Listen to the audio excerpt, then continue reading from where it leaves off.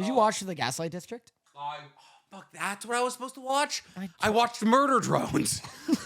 I knew you don't. I literally called you an hour ago and was like, you should check out The Gaslight District. I was like, Danny told me to watch something, and I was like playing with the dogs. I was scrolling Instagram on the phone call, and I was like, Danny, watch this one of these stupid ass glitch shows. And I was like, what's the one he's always talking about? And I was like, Murder Drones. And so I got 13 minutes into Murder Drones, and I was like, this is just fine, objectively. We literally were on the phone an hour and a half ago. Yeah.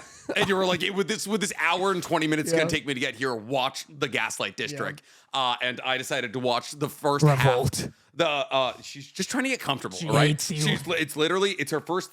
Earlier today when I filmed that TikTok, I immediately took it. I unequipped her from the Bjorn, or I re-equipped my actual favorite dog, Penelope. No, not Kitty Softpaws in there. You better watch that tongue. Listen. Is she moving up in my ranks? 100%. But she is second best. She's second best female dog. She's second best bitch in the litter, you know? She's falling apart. She's melting. She's just asleep. She's a sleepy girl. She looks the most like Philip Seymour Hoffman out of all of them. Oh, are we talking like late stage Philip Seymour Hoffman, or like we talking like early aspiring actor? Yeah, just jowls and all, like late stage for sure. Okay, so we're talking like crippling heroin addiction, Philip Seymour Hoffman. I do wonder what she's gonna look like when she's growneth. Yeah. I'm really curious about like how her spot plays out and all of that. She's like a couple of the girls look like they have like pug in them. Like her and Kitty Softpaws like look like pug adjacent. They got real smushy noses. We all told you that, and you're like, nope, they're 100% purebred pit bull. There's just no way that a pug was able to mount this fucking 65-pound pit bull we have walking around here. God, she's perfect. I'm literally gonna dive across this table and rip her from you at some point. For those of you who don't know, and for those of you who aren't watching, I have fashioned a baby Bjorn out of a pickleball paddle holder that Dorothy bought from Target. However, this pickleball paddle holder is not only insulated for some reason in case your paddles get cold, but it also doesn't fit pickleball paddles at all. So Dorothy keeps things that she doesn't use because eventually I get to throw them away. However, we haven't gotten to that part of the cycle where I got to throw this away until and fortunately we haven't, because recently, as in this morning, I found out this is perfect for holding puppies. No, you've been doing this for a bit. Nope. I saw you record a video. What do you mean? I saw you record a video with a dog in a sling. That was, I put a hoodie on backwards and put I put a short sleeve hoodie on backwards and then put the puppy in the hoodie and then tie it behind me. It was heavy, dude. And then because the dog was just like in kind of like a hammock out like a light. And so I went around and did some housework, and every time I bent over, I was doing like lower back extensions. Hi, baby. I was doing like lower back extensions, so I was just like straightening out my back to like try and like lift up this like 8-pound weight around my neck. Terrible. I also have apparently distal right bicep tendonitis, which means I can no longer extend my arm fully because I've been holding puppies too often. And I haven't had a full night of sleep in about a month. So puppies are a blessing, really, when it comes down to it. They bite, they poop. I'll remember all this the next time you post an inflammatory TikTok about having my doctor. Yeah. Well, your dog. Listen, these things. Wow, so cute. You look at them, you're like, wow, puppies, so cute. Just menaces against, just the biggest menaces against society you could ever possibly comprehend. We just recently installed them downstairs, and we put a big old like pooping pen next to them. We took Neutron's old crate, we filled it with like paper pellets, and now like we've trained them to poop in there basically. Right. So now if it poops, it adheres to all the pellets. They don't step in it as much. However, it poops, you can kill it. There was, I'd like at least there's an entrance. Ow! There's an entrance. And so, now that Danny's here, you're gonna get bitey. Don't zip her. Don't you zip her. You're going in the pouch. In the pouch you go. Into the bag of holding. That's where the puppies go. But for a week and a half, there was like 4 times a day, somebody would poop the second me and Dorothy left the room. A puppy would step in it. A puppy would lay in it. Track it all across their entire whelping pen. Just awful. These are the poop emergencies you told me about. These are the poop emergencies. Yeah. Recently, we've gotten to sleep through the night, which has been really nice. We're getting up to like 7 hours uninterrupted sleep now. What do they do? They're just like yapping all night? Yeah, well, it was like the poop emergencies were the big issues because it was like if we leave them for too long, eventually they're gonna shit. Right. And then when they shit, one of them's gonna step in it, and that's gonna be the end. Also, Mama can't go outside because she barks at squirrels. Right. And there be squirrels in my backyard. So we'll just hear her outside at 3 a.m. barking up a storm at a bush. So we have to let her out in the morning. So yeah, it's been a good couple of weeks you've been gone. Sounds but like how it. was Ithaca? It seems like apples were fun. Yeah, it was good. It was an apple fest. All the Amish came down to... Oh, that's it, because they love apples. Yeah, there's two things the Amish love. Non-violence and apples. And three things. And a good horse-drawn carriage. Yeah, they love a horse and buggy. When you're in Ithaca, if you drive like outside of the city, you will see horse and buggy carriages everywhere. Yeah. It's all Amish country surrounding Ithaca. I thought that was like Pennsylvania. It's both. Crazy. So all the Amish come out and sell their wares. They sell... they're apples. They're apples. Mostly apple cider donuts, which are primo. Oh, listen, if you've never been in New England in the fall or like New England adjacent, like apple cider donuts doesn't sound like a big thing to you. God tiered. It's not even a dessert. It's like breakfast. Yeah, it's literally condensed fall into something you can eat. Yeah, whatever like a falling orange leaf smells like, that's what an apple cider donut tastes like. Yeah, so oh God, I miss New England right now and right now alone. This is my first time in like 4 years being in New England. I hate seeing you stuff her back into the pouch. Sometimes you just gotta get Bjorn, dude. This is my first time like 4 years being in New England during the fall because I usually go during the winter. So different. Oh my God, sick. Oh, the crisp air, a Dunkin' Donuts coffee while walking through some crunchy leaves. Yeah. Elite. It's just better air. Like it felt like my whole epidermis was drinking in the cold, chilly air. 100%. So I miss it, and that's why I went to Target, and like I do every year, I bought a Glade plug-in. Plastic. Dude, they love chewing plastic. Dude, they're microplastic maxing. Yeah, good. Dude. Good. Get them early. They love it. They love this in anything squishy. I got one of those Glade plugins that are like fall apple pie like smelling. Good. So that's the most fall I get. I'm gonna have her chew mine because that way she'll imprint on me. I don't think so. I think you're teaching her to be angry when she sees you. This is actually a redirection tactic because if a puppy ever shows you aggression, you're supposed to discombobulate them and then give them a toy. Dude, I like this has actually been very like it's been like discombobulate is a crazy You're term. literally supposed to throw them off their kilter and then give them a toy. You clap them in both ears. Like it's like almost it's like fucking Sherlock Holmes. Yeah. It's like discombobulate. Or you like hit them with like a bah, like if they're like fighting against each other and they'll look up and you just throw them a toy and they're like, yeah, I'm down with that. But this has been like very like consoling, like raising all these puppies because I was like, oh, I could have a kid. Yeah. Because it's just Googling it. I don't know how the fuck people got things to live for longer than a couple of days without Google. They went to classes. You go to like seminars. Or you like read a book or something? There was like you have never seen those like daddy-daughter classes where you bring your kid and it's like, we're gonna teach you how to change a diaper. Okay, but like all right, so it's like that's fine, that makes sense. Those are the basics, right? But like it's like, okay, cool. My dog is struggling to poop.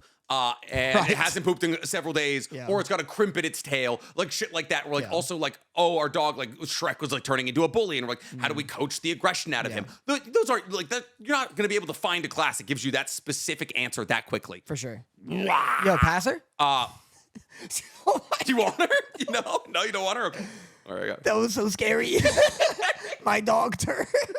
So those who don't know, I've been waging a war against Danny because Danny's involved in some kind of internet debacle. So many. And so because Danny's involved in a bunch of internet debacles, and Danny has been very concerned about me imprinting on Fiona/Penelope/ what was the other one? Banana bread. Banana bread. I want to name her Banana bread. No one in the house likes it. I quite love banana bread, but also, what is Josh getting an opinion on the name of the dog? No, but I'm just like taking a poll, That's fair.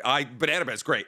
So I've been sending him like scary messages about like me imprinting on his daughter, and I was like, I'm just gonna post these on TikTok. Yeah, they did well. And they did quite well. And so, as you can see, I have Penelope/Fiona for this episode because I have her for 3 more weeks. I'm gonna bring a baby Bjorn of my own. You absolutely should. You can fashion one with like a sweatshirt.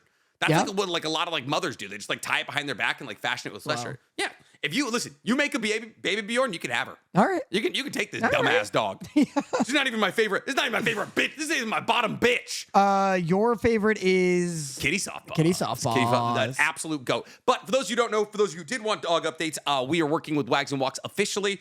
Fiona is going to be the only one who is not a Wags and Walks dog because she's going to Danny. And we just don't want to have to deal with all the paperwork and all that. But they are all going to be at an event that Wags and Walk is doing on November 2nd. Oh, crazy. Which is the day they turn 8 weeks old. And it's going to be like a big old dog block party at Wags and Walks' like location. And there's going to be a puppy room, and they're all going to be in the puppy room where they will be up for adoption.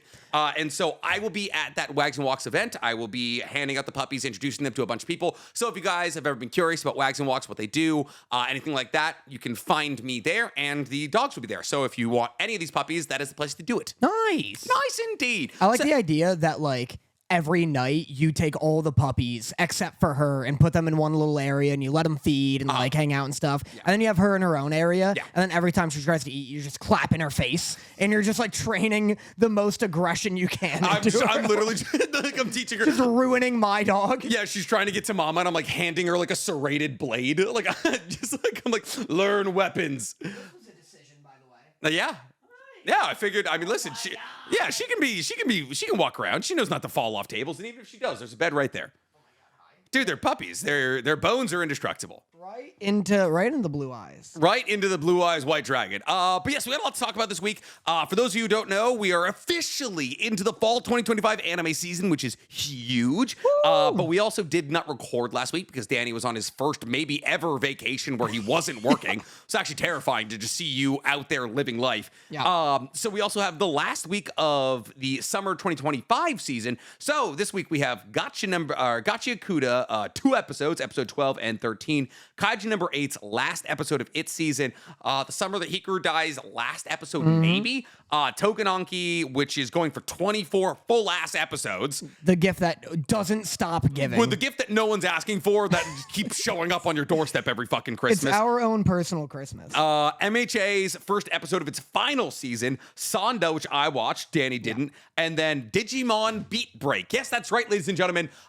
Danny texted me a couple of days ago, and he's like, hey, we got to watch Digimon this season. And I was like, I've never watched a singular Digimon, so I'm playing the straight man for Digimon, and boy oh boy, is this universe much more insane than even I reckoned for. Yeah. Oh yeah. You want to start with Digimon? I would love to start with Digimon because I have a flurry of questions. Okay. Has it always been that Digimon suck the life force of their owner? Not as far as I can tell. Okay. However, this is a good alternative to when they used to have like 12-year-old children get fully ass naked and then become Digimon.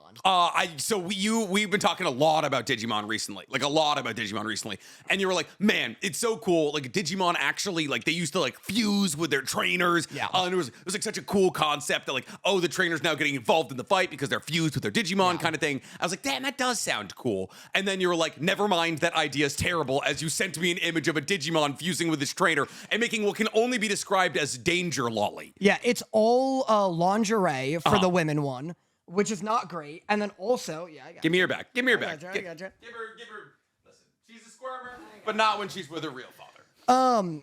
Yeah, I sent Nick a clip from Digimon Frontier where Zoe turns into whatever one she turns into, and it's like this angel in just fucking insane BDSM gear. It's leather BDSM lingerie. It's basically what Amo wears in Gatchiakuta, but it's on a 12-year-old. So it's not a good look for anybody. And then also, look, Digimon Frontier is sick, but also, unfortunately, sometimes when they digivolve, the kids are completely naked. Yeah. That's it. That's the only issue. It's that one really small caveat that I don't get why everyone's getting hung up on. I don't get why everyone's upset about this thing that happens every single episode. I was scrolling up to see the image, and I had to once again go past your full ass. Oh yeah, I did. I sent Nick my ass again because that TikTok was going around. Yeah, just like, I want you to remember this. She is dressed like Don Didon wouldn't even put someone in that outfit. Like a 22-year-old like Japanese idol. Yeah. Like this is like the reveal. Like they come out in trench coats, and then like there's like a big song, and it's like boom, like fucking like this is it's like a teddy, like it's like actual lingerie wear. And then the image before is the most 10-year-old looking girl you've ever seen in your entire life. So for some reason, getting digivolved ages you up. Yeah. Yeah, go. Yeah, that works. Yeah, that works for the gang. Toei, I did not know Toei was responsible for Digimon. I don't know. Yeah, Toei Animation, the people who do fucking One Piece, also apparently do Digimon. Oh, crazy. Yeah, isn't that crazy? Yeah.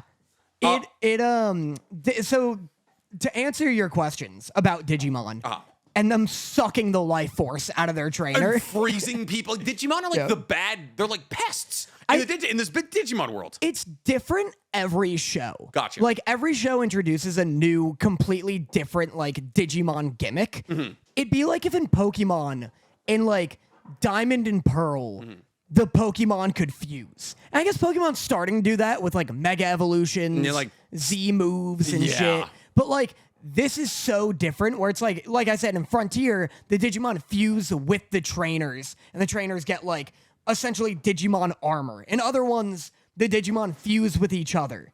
They're always mixing it up. Every series is like unrelated to the previous, I think. So it's kind of like Final Fantasy in that regard. But yeah, in this one, you kind of have to give a Digimon some of your juice. Yeah. And if you give it too much of your juice, you fucking die.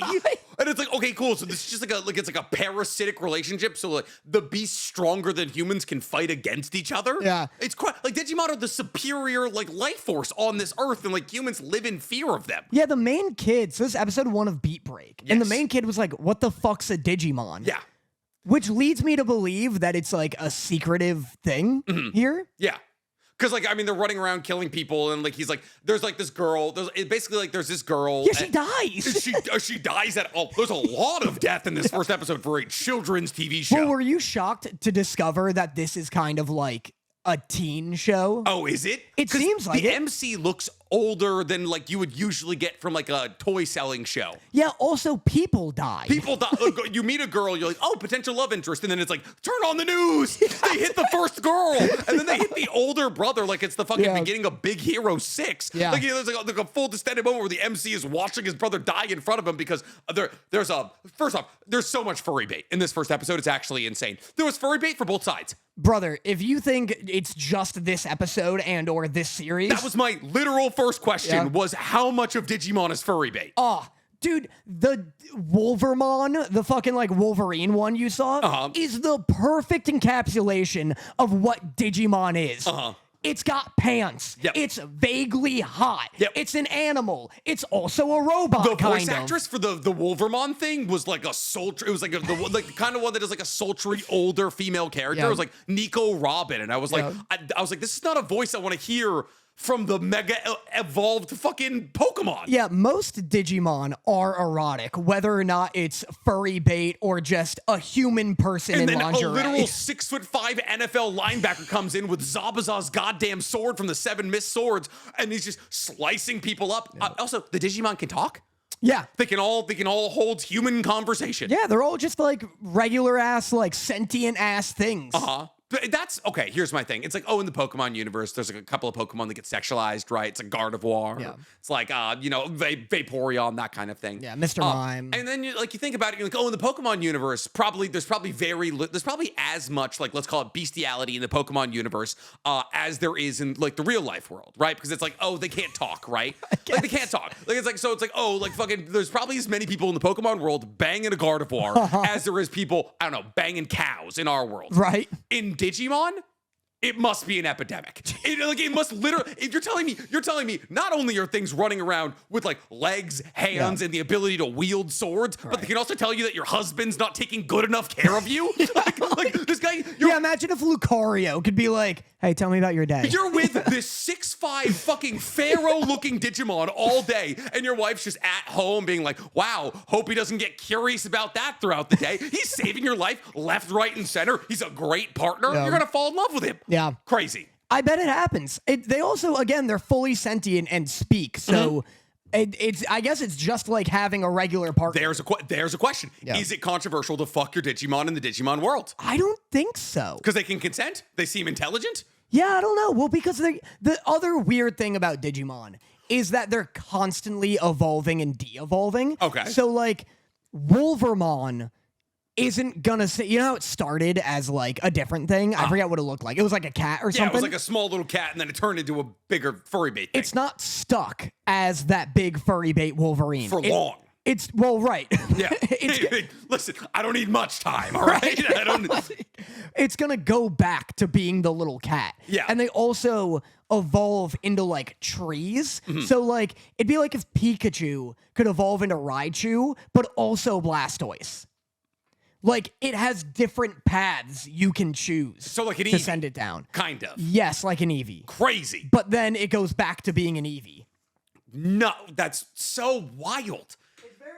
The Digimon, it was a very fun episode. Like I said, I'm the fool here, where I've never seen any Digimon whatsoever. It looks too good to be a toy selling TV show. I'll tell you that right now. It's so good looking. Yeah. The reason I was like, we should watch this is because it feels like it's taking an attempt at not being like, oh, a toy selling anime or like, you know, a new kids anime or whatever. Like, it feels like it's taking an attempt at just being another anime in the season. I was getting hyped. Like I was actually getting hyped watching it. Yeah. There was a moment that made me think of you immediately, where it was like they were talking about like egg shrala or whatever the fuck. They were like, Oh, yeah? I want to live in egg shrala, and the girl was like, my whatever their egg smartphone is, like, I'll live my ideal life, and the guy was like, well, me, I just wanna whack my way through life with these things. Then busts out two drumsticks and and then just walks away. And the girl's like, "That was the hottest thing I've ever seen." And I was like, "That is how Danny feels, as though every conversation he's ever had with a woman is gone."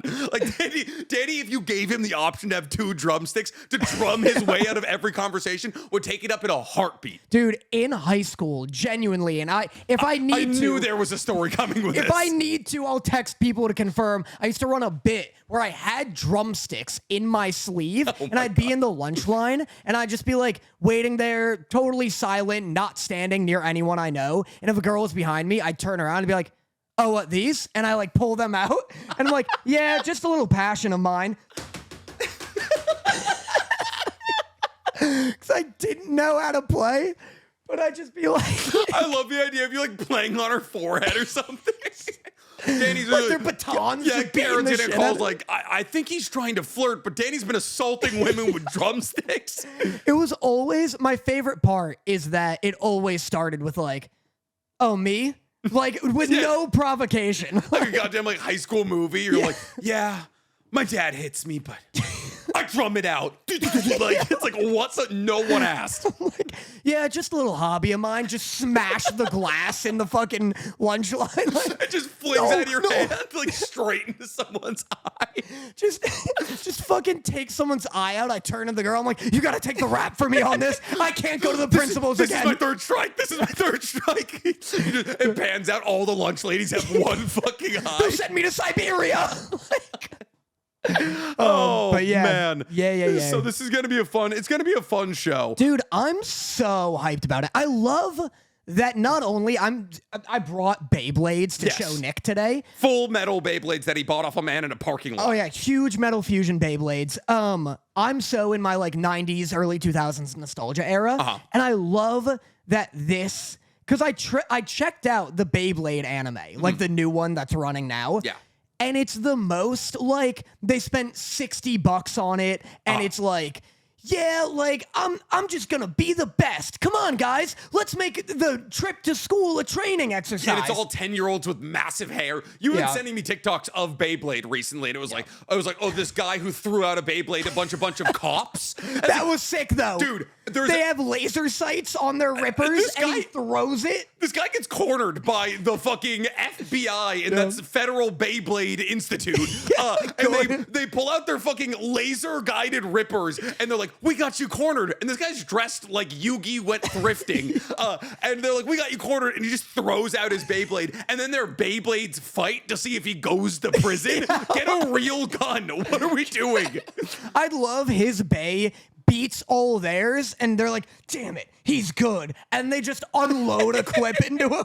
That was the non-violent approach. That was the gun sent to stun, idiot. Yeah. Like, fuck. It didn't work. You saw. You have to take the rap for this. They'll send me to Siberia. Turn off the body cameras. We're using the real spinners here. Dude, they fucking... a bunch of FBI, Federal Bay Institute agents show up. They corner him and then they turn off the body cameras. Would be crazy. And then they put on their like metal bays or something. He's like, no, please. Oh, we're not doing under the desk yet. That's so funny. But no, saying like the Beyblade show looks like crap and it's so generic. I love that this, if you didn't know it was Digimon, just feels like another anime of like mid-budget to like high budget. Yeah. Like mid-high budget. Mid-high budget for pretty sure. good. In the middle of the episode, it's like, okay, it's not the prettiest thing of all time, but like all of the fights looked fucking great. Yeah, and it's like, I just love that they're taking like a legitimate swing at being like, hey, Digimon's back. Yeah. How did you play Digimon? Was that the one where you rolled them out and they like hit a magnet and popped up? That's Bakugan, baby. Bakugan. How the fuck did you play Digimon? Is that only a video game? Yeah, it's a video game. That's what I thought. It's Tamagotchi. The company that owned Tamagotchi made Digimon. Yeah. Oh, that makes sense. So yeah, we're going to be keeping up with that. Another thing we're going to be keeping up with that Danny did not watch, so I will do a quick rundown on episode 1 here, is Sanda. Yeah, how was that? It's on Amazon Prime. On the Amazon Prime vehicle, Sanda. So for those of you who don't know, the Beastars mangaka, whose name I do not know, it made a second manga, and it's a manga about Santa. Yeah. And this manga loosely has the plot of Elf on steroids. Okay. It is basically about like Japan in like 2090, where the entire world has forgotten about Christmas, and they're like Santa has been sealed away, and the main character is one of the descendants of Santa, and it like they have to like use the power of Santa to find this missing girl. Basically, Santa's been sealed away. Sealed away. Who are the bad guys? I think it was like I don't know. I haven't read the manga. I've seen the first episode, and it's like Santa's been sealed away. He's in a boy. The boy turns into Santa when he puts red on. And then he's no longer Santa when he eats jelly beans. And so Santa is ripped and he's immune to fire because he has to go down chimneys and land on fire. So he cannot be hurt by fire. Good. The art style's sick. Yeah. The action is cool. It looks like Kill la Kill. Okay. Like to the T, it looks like Kill la Kill. It's done by Science Saru, the people who make Danzidan, and I'm slowly but surely realizing that Danzidan or Science Saru and Studio Trigger are just making the same anime. Like it's like everything that I watch from Science Saru, I'm like, oh, that could be Studio Trigger, and everything from Studio Trigger, I'm like, now because Science Saru is just kind of popping up, I'm like, oh, that could be Science Saru. Right. Was it good? The first episode's fun. It's a lot of fun. Did you watch sub or dub? Dub. It's simuldub, which is awesome. Also, apparently a rarity this season because apparently Sanda's the only fucking show with budget. I know Digimon not airing in dub is crazy. That's the least crazy thing to happen. You think Digimon's got simuldub budget? Yeah, because you know what's crazy? The fact that MHA isn't simuldub by now. That is ridiculous. Yes. That pissed me the hell off. Also, that MHA still doesn't look as good as Vigilantes, but we'll get into it. Okay. Fucking, what am I looking at? Oh, this is a different, this is not. You're looking at Sanda? Yeah, I'm looking at Sanda. Yeah, it's a lot of fun. The show is funny. The main character is great. The voice acting cast is really, really fucking good. That's hype. I love that manga game. It's also very, very Tim Burton-esque. Like everyone's real long. Everyone's long? Everyone's real long. I remember we looked at the manga and everyone looks exactly like the Beastars characters somehow while not being animals. Except for the main character who's like tiny. Like and everybody's like, he's like literally known as like Tiny Guy. He's called like Happy Cheeks. Everyone like, there's like a very funny moment where he's like, he gets turned into Santa. He's like grizzled, old, and ripped. And then he's like, no, my Happy Cheeks. And he's just like, cause he's like the main girl in the story is like 5'11" and he's like 4'6". But yeah, it's fun. It's definitely fun. There's a bomb that goes off. Huge. And that's episode 1. I'm excited. Do you want to talk about? We got Hikaru, MHA, Tougen, Anki, Gatchiakuta. Tell me how you feel about Hikaru. Also, do you think this is our last episode of this? Do you think the summer of Hikaru is over? Oh, well, that's interesting because I was also confused. Yeah. I don't think so because it ends with, I don't know. It's because it could be an ending, right? Yeah, it could be over. Like the episode revolves around Hikaru basically being like, I'm going to return to the mountain. Yeah. And like he like gets on a train and he's like running out to this mountain. It ends in this like big old like scene. There's this lake, and like Yeah. Yoshiki's trying to chase after him because Yoshiki is like, hey, listen, like I'm not trying to use you as a replacement for Hikaru. I'm basically like, I like who you are and I want to be with you kind of thing. Yeah, and they wrestle. There's a big fucking Brokeback Mountain scene where it's like, I can't quit you. Yeah, right. It's the only part that I know. You're the only person who's seen the movie. And even I was like, I don't know what you're talking about. When he's rapping about the collar. I know what you mean now. Yeah. Just how I feel about you, you know? And at the end, he's like basically telling Hikaru, or I guess Nanuki, like how he feels about him. And then they're like, okay, cool. Like Hikaru's like, I won't go to the mountain kind of thing. Could be the end. I know it could be. It could be like an agreement to be together. Yeah. They do kind of finally address, and this has been something I've been talking about in my videos recently. It'll get a second season. It did? Okay, Yeah, cool. good. That the summer that Hikaru died I was like, oh, it is a BL, but it's also like not a BL. Like it's probably the most BL I've ever watched. I'd say like that's like specifically meant to be a BL. Right, yeah. And I don't know if it's always this ambiguous that the boys might be gay. It depends. Seemingly, the more mainstream it is, the more ambiguous it has to be. This one's pretty unambiguous, though, with all their talks of, like, LGBT and stuff like that. Well, so yeah, like they talk about like the like LGBTQ, like you never hear like that acronym brought up in like anime ever. And then at the end of this episode, there is like a conversation around being gay in a small town in Japan, though it's never explicitly stated. Like Yoshiki is like, oh, you think you're a monster, I think I'm a monster, kind of thing. And it's like oh, like Nanuki and like his experience and like being afraid to kill people is like a similar lived experience to how Yoshiki feels he would be treated in a town like this to be revealed as a gay person. But Hikaru also, like the new version of Hikaru, like while he loves Yoshiki, like I feel like has like maybe not been established as like queer, like he's like it's we don't know how he feels, but it's also like he doesn't know how he feels because every now and then he'll be like, I don't have emotions, and then he'll cry and he'll like feel shock, and so maybe he's evolving, maybe he doesn't fully know. Nice. Well executed. I don't think I have to hold her. I do have to hold her head. Maybe he's evolving emotionally, but it's interesting, and I'm glad it'll get a second season because the stuff with the hamster guy, like, absolutely did not pay off satisfyingly yet. Like he's involved in the end, right? Like he's he's there with Yoshiki. He's the reason that they're able to like mend their differences at the end. He gets the salamander. Yes, of course, the big inflatable salamander that fucking just floats away. I wrote we never talked about the fact that Hikaru's a massive Hunter x Hunter fan. What? There's all of the master shit everywhere. And then they're always talking about how certain people, like he has a crush on certain people because they look like characters from Master. Yeah, one of which is named Ron. Really? Yeah. Oh my god, wait, what? Yeah. I wonder if the person who made the summer that Hikaru died worked on Hunter x Hunter or something. I don't know. I doubt it, because I assume this is like a translation from the manga, you know? Do you think it is a manga series? I think it's just like references. Like, Sealerize. It's just a funny bit. I know, but it also could just be a big fan of. Yeah.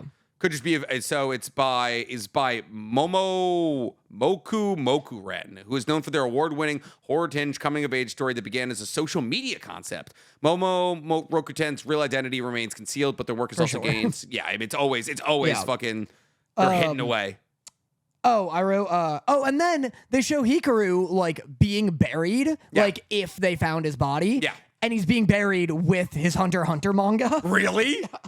I wrote, not Hikaru buried with his Master Honestly, manga. put me down on the ground with volume 1 of Hunter x Hunter in case I wake back up and I need to read something before I run out of oxygen. I loved Hikaru telling that girl that the real Hikaru's dead and he's not him. He's just wearing his corpse. And her crying, and then new Hikaru, Hikanu, being like, nice. Thanks. I like Hikanu being like, this is how it should have happened. Like, Hikaru should have been mourned. People should have given him a funeral and then had the chance to move on. Yeah. Now they won't have that. Yeah. I also really loved Demon Hikaru. Oh, yeah. I love Hikanu saying that he has different interests than the OG. Yeah. Where he's like, yeah, look, I look like him, but he hated school and I love school. Yeah. And he liked this and I hate this. Like, That's really interesting, and it's just like falling apart in Yoshiki's head. Yeah. So did this episode redeem the season for you? Where do you fall on it now that it's all said and done? I'm still where I was. Like, it's a slow burn for sure. They keep teasing me too much with the hamster guy. Yeah. So I'm so interested in him. And like figuring out what his organization is, why he's blind, like I'd rather they just not have him show up for like episodes at a time. Yeah. But he's a little bit in each episode, and it's never enough. It's kind of like a plot device to be like, oh, hey, we need to move. We need to like get a little bit of intrigue going here. Let's drop the blind guy with a rusty katana in there somewhere.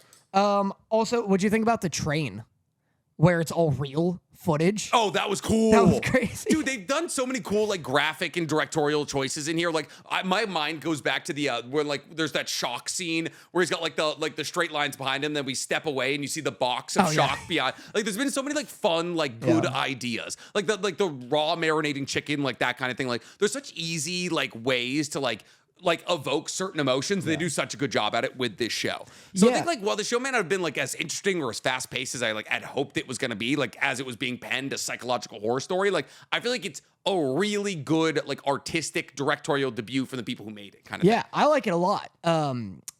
It's definitely not like my favorite of the season. It suffers from airing next to Taco P's Original Sin. Yes. Which was just a better version of it. But like those first 6 episodes from each were also like great. Yeah. No, well, Taco P's Original Sin, like they're different, obviously, but like it was like the better indie artsy, like hyper sad and dramatic anime of the two. Yeah. And I think if this was just airing in a season where all we were watching is shonen shit, this would feel more like an outlier of like, like, you know, it's a little slow paced, but I love coming back to this like more grounded modern story. Yeah, no, I feel the same way. But yeah, I would say we should probably do a ranking of all the shows we watched. Yeah, do the ranking. We'll do a ranking of the shows we watched probably at the end here. And we're also going to be talking about MHA's first episode here at the end after everything. I just want to wrap up last season before we get into the new stuff. We also had a new episode, or we had... Gatchiakuta, Tougen, or Kaiju. Yes. Man, Gatchiakuta's episode was fucking heavy. Have you seen both 12 and 13? Yeah. Listen. It was crazy. Wow. Listen, so for those who don't know, like we said, we didn't have an episode last week, so there's episode 12, which kind of focuses on the wrap-up of the battle against Amo. Zing. Thank you. Of the battle against Amo with the guy with like the pretty eyes who uses like some kind of like linen type. I thought it was a ball in a cup at first. I thought it was one of those fucking things that people flip. The ones that they flip with the ball and it goes on the stick. Yeah, that's what I'm saying. Ball and cup. No. But like the one that's like, oh, you can do tricks and they like you can catch it on the bottom. There's somebody out there. Yeah, I know.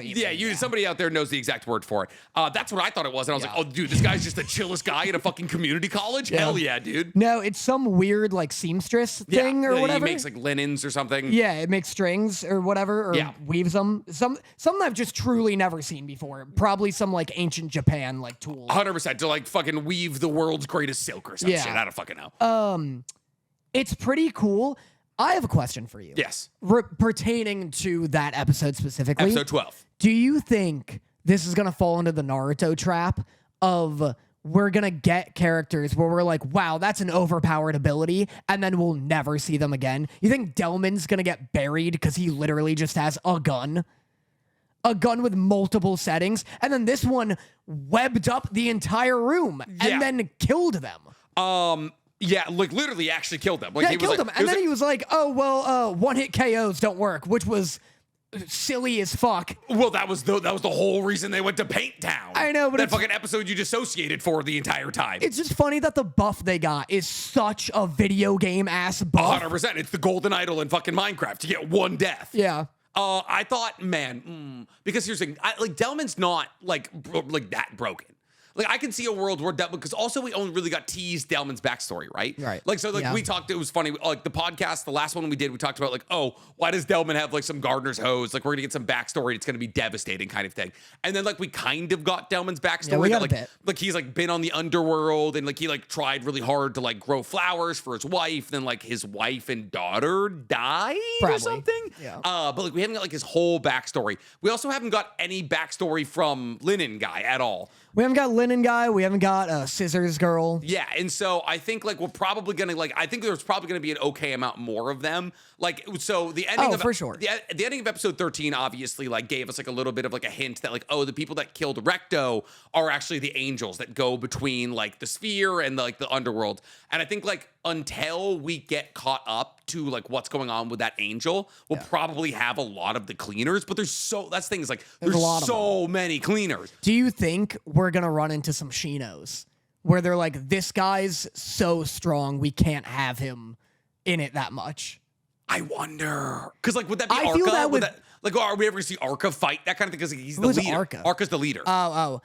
No, I mean, like, you can have super strong characters. Yeah. I think the issue with Shino is that he's not, like, a teacher or a Hokage. Yeah. He's just, like, meant to be, like, the same level of Kiba, but they were like, oh, wait, this is the strongest ability. Yeah. Oh, and by he's the way, not bugs meant to in your be skin important. is sick. Yeah. Yeah, I wonder if there's gonna be, because Delman's like that, because they're like, it'd be one thing if it's just, oh, it shoots high-pressured water. Yeah. So then you could be like, oh, it hit this guy, but it didn't kill him.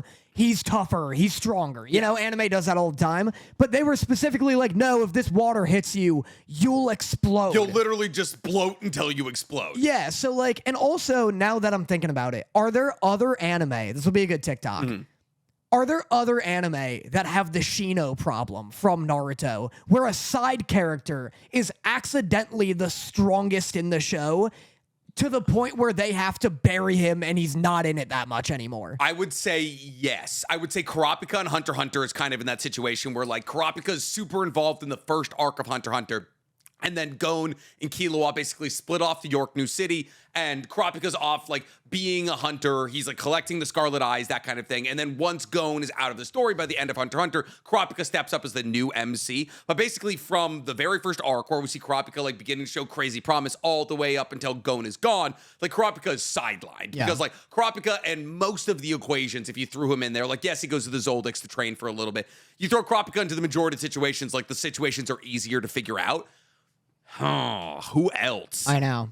Anything in One Piece? One Piece, like a crazy broken side character. Like so One Piece, because like Gojo doesn't count, right? The point of Gojo is to be broken, and he's like a teacher figure, you know? Like, yeah. So that's not really the archetype. That would be like Naruto and Sasuke and Boruto. Like they had to remove them from the story because as long as they're in the story, like they're gonna be like all problems are gonna run through them. Yeah. What you're basically asking is like, oh, somebody who ran alongside the MC.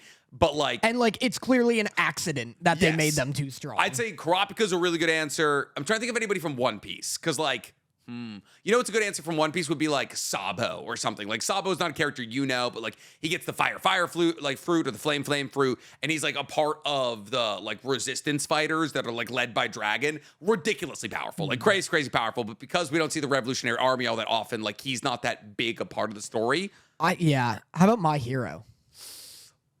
My Hero. It would have to like Lemillion. Yeah. Right? Like Lemillion, Maybe Najere, Lemillion. Nejire. Dude, you give Invisigirl a gun, done. Easy peasy. Who cares if they see it floating? Like that is a good point. You give invisible,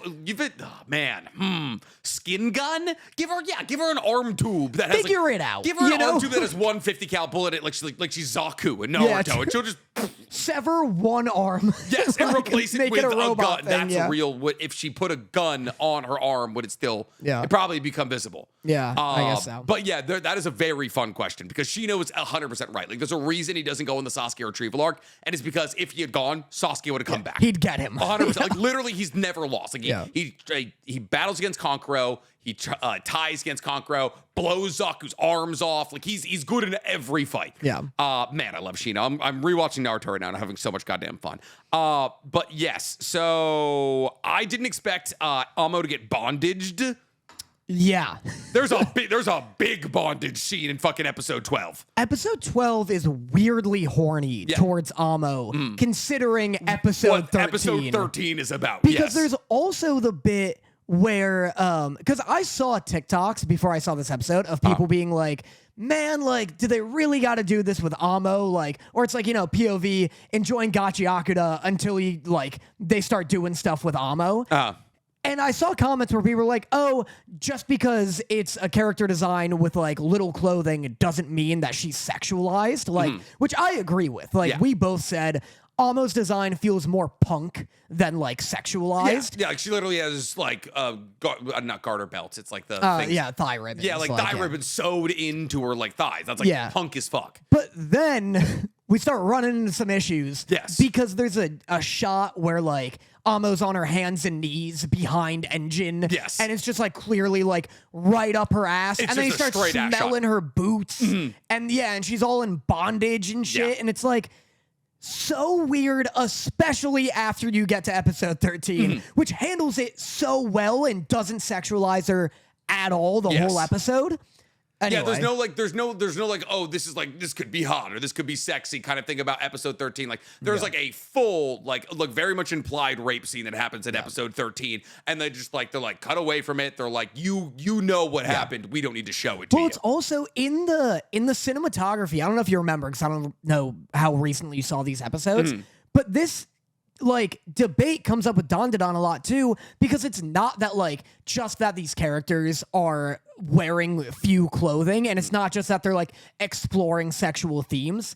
It's like literally the framing, right? Episode 12, you have shots of Amo like on her hands and knees, cameras like right up her ass. You have her like tied up and upside down, and her boobs are all in her face. Yeah. And then in 13, they handle it so well because she wakes up after getting SA'd, and it's just collarbones up. Yeah. And like there's no, and then it shows the implied SA, and like both of the characters like kind of fly out of their clothing. Yes. But it's in this like crayon style, and she's like just kind of a blob. Like it's so clear that they are taking that seriously, which is great. Yeah. But yeah, it's just like when it's framed super fucking weird. Yeah. And you can't even be like, it'd be one thing if they're like, oh, they're showing that SA at a young age results sometimes in hypersexuality, which is a thing. Yeah. Like people who are SA'd young will sometimes like be very sexual and like seek out sex more.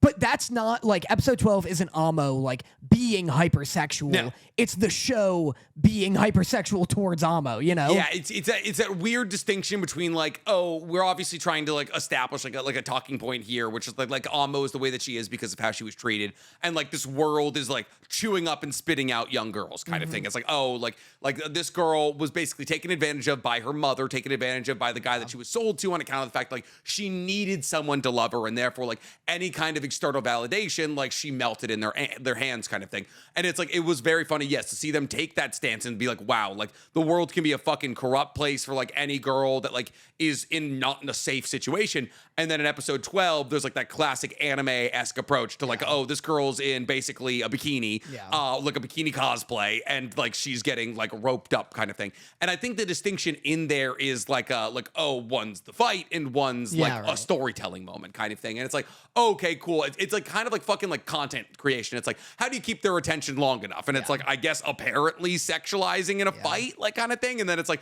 oh, but also like scamper away from that possible take by like actually establishing what is a relatively fucking dark and like very grounded telling of like how fucking like because that thing is like the way that you talked about like the SA scene there where it's like, oh, she's like drawn in crayon kind of thing, I thought was such a good visual representation of not only who she like how she thought about it, because she's like, oh, I'm in love because a older man tells her she's in love, but it also like speaks to the childlike way that she looks at this very adult thing that's happening to her, you know? It was handled so well in having like, so the guy tells her that like he brought her here for this like ritual or whatever, and you like already kind of have an inkling that it's like sex, and she's like, I don't like that ritual, it makes my heartbeat go super fast and like it hurts and this and that, and then he's like, oh my god, that means you're in love, and I was like, whoa, that's fucking heavy. 100%, yeah. And then she believes it, obviously, because she's fucking like 12 or whatever and doesn't know and is learning from this storybook. Yes, exactly. And it's so crazy dark. And especially what is like an anime that is being pushed so hard from Crunchyroll 100%. As being like a mainstream like JJK My Hero like competitor. Yeah. So kudos to them. Like, no, it was like masterfully done. There's a couple of funny moments to take away from the seriousness of these episodes here. At the end of episode 12, we see Rudo basically just beating the shit out of Amo, right? Yeah, some funny moments. No. That's not the funny moment. There's build up here. So basically, like Rudo's pissed at Amo because Amo tried to kill them all, basically. And so like basically, there is actually an interesting like conversational piece towards the end of episode 12 where like they're like, "Hey man, you can't do that. She's a girl." Yeah. And he was like, "What does her being a girl change about the fact that she tried to kill all of us?" kind of thing. And I thought that was like an interesting point. It was like, oh, like just because she's a girl doesn't mean she can't be deadly, right? You know. And then Rudo, underestimating her is what got them literally all almost killed. Well, you guys had to get fucking like you ruined all of your one-time death opportunities here, getting thrown down a tower. But then after Rudo basically juices a defenseless woman, Engine takes him out to the stoop and goes, "Hey man, I love hot girls." Yeah, He's like, "Man, pretty faces, curves in all the right places. I love ladies. But when I start kissing ladies, I can't close the deal for long." And I was like, dude, you just watch this guy juice a defenseless woman, and your answer was, "Hey, I have intimacy problems as well." And it's like, that's not what's happening here, Engine. What are we talking about? He says it so weird, too. He's like, "You want to know something I love? Hot ladies." I'm like, brother.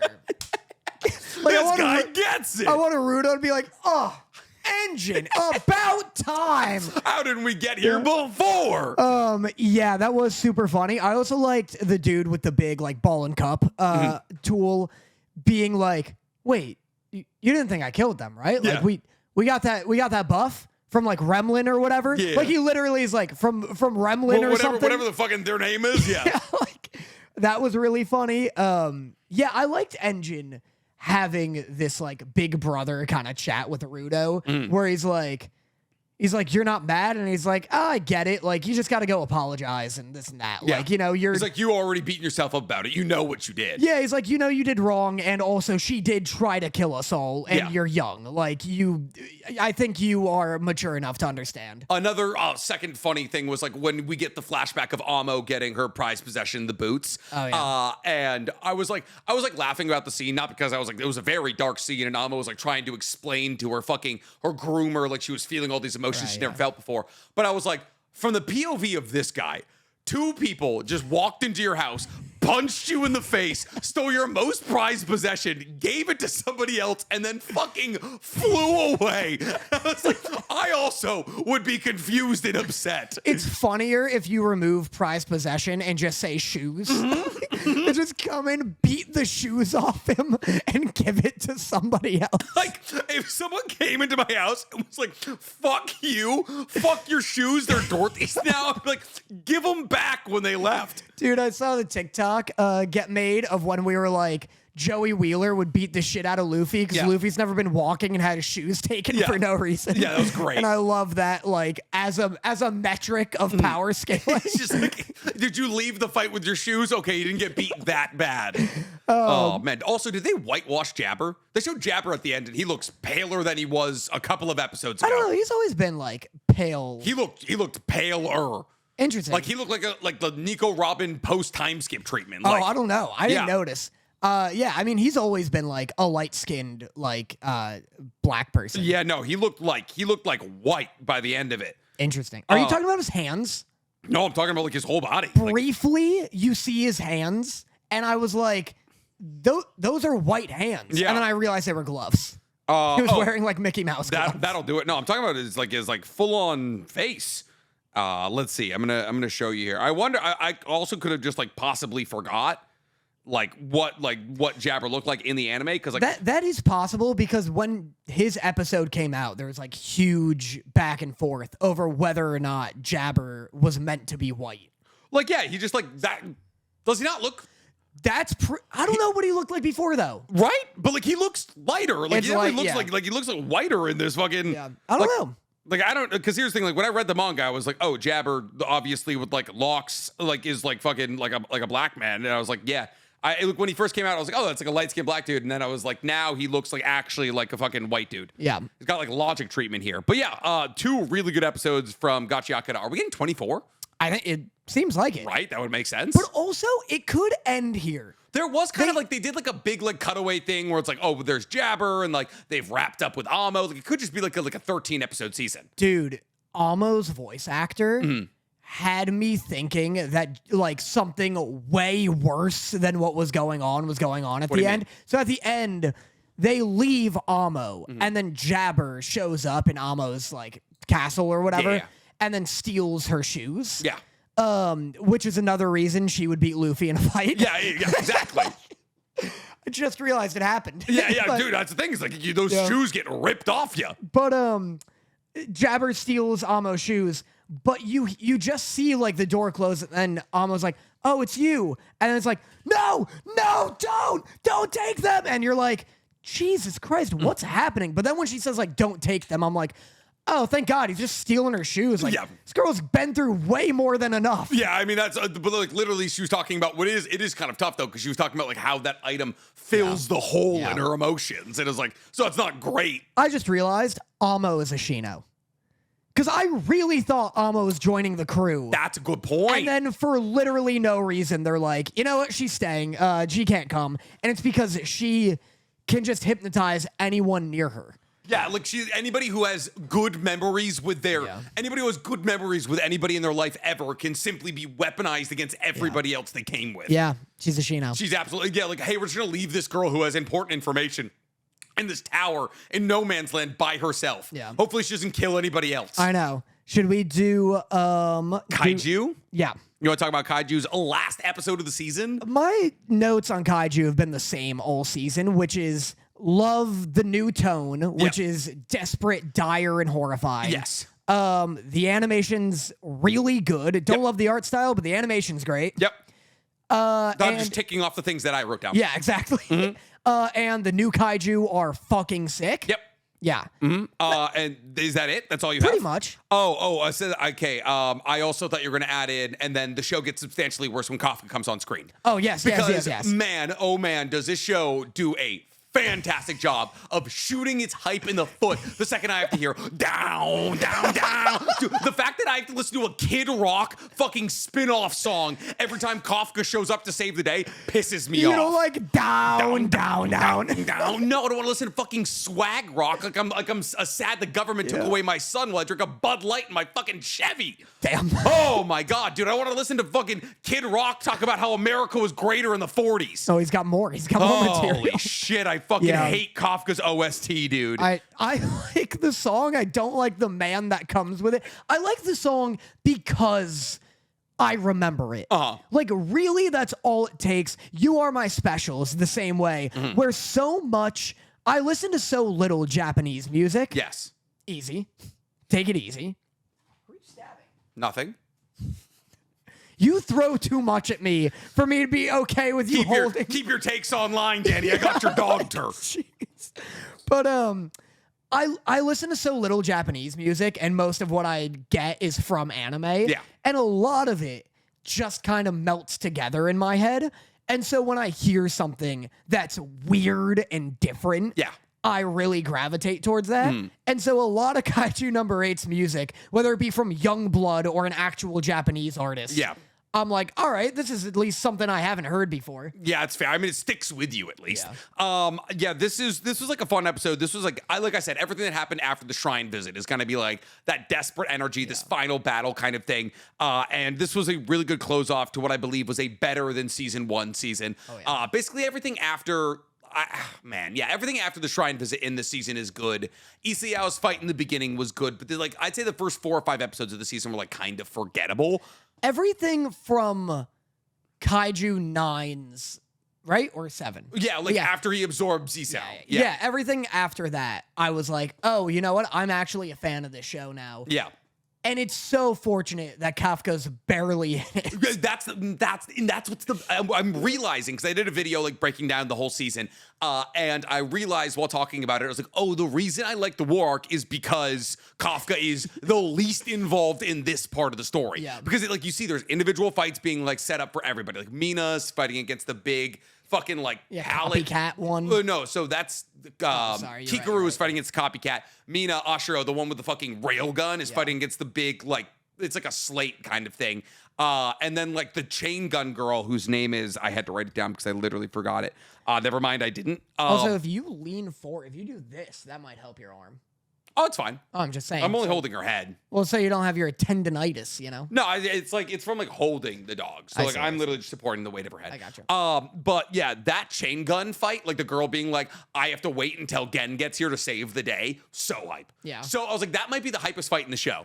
Yeah, that was sick. I loved Kikaru's fight also. Yes. Oh, dude, the choreography, that thing's like the animation style is not like, the animation is incredible. It's just like, I don't like the art style. The choreo on that fight is nuts. Yeah. Watching Hikaru like swing her axe and all of like the kicks and shit, so good. Yeah, really sick. And Hikaru getting like blasted back into buildings and stuff, awesome. Yeah, it's all sick. It's just, it's so weird. It's such a weird combination of things where like everything I love, there's something I can hate about too. Where love the animation, hate the art style. Yeah. Love the side characters, hate the protagonists. Yes. But also it's like, love the fights, hate the power system. Because the power system there is no power system. It's nonsense. Yeah. Everyone having like a percentage where like my bullets are stronger than yours if end of sentence. Yeah, like, that's literally, it's like, oh, if I have 80% fucking, I'm bound to my super 80% Yeah. I can blast holes in Kaiju.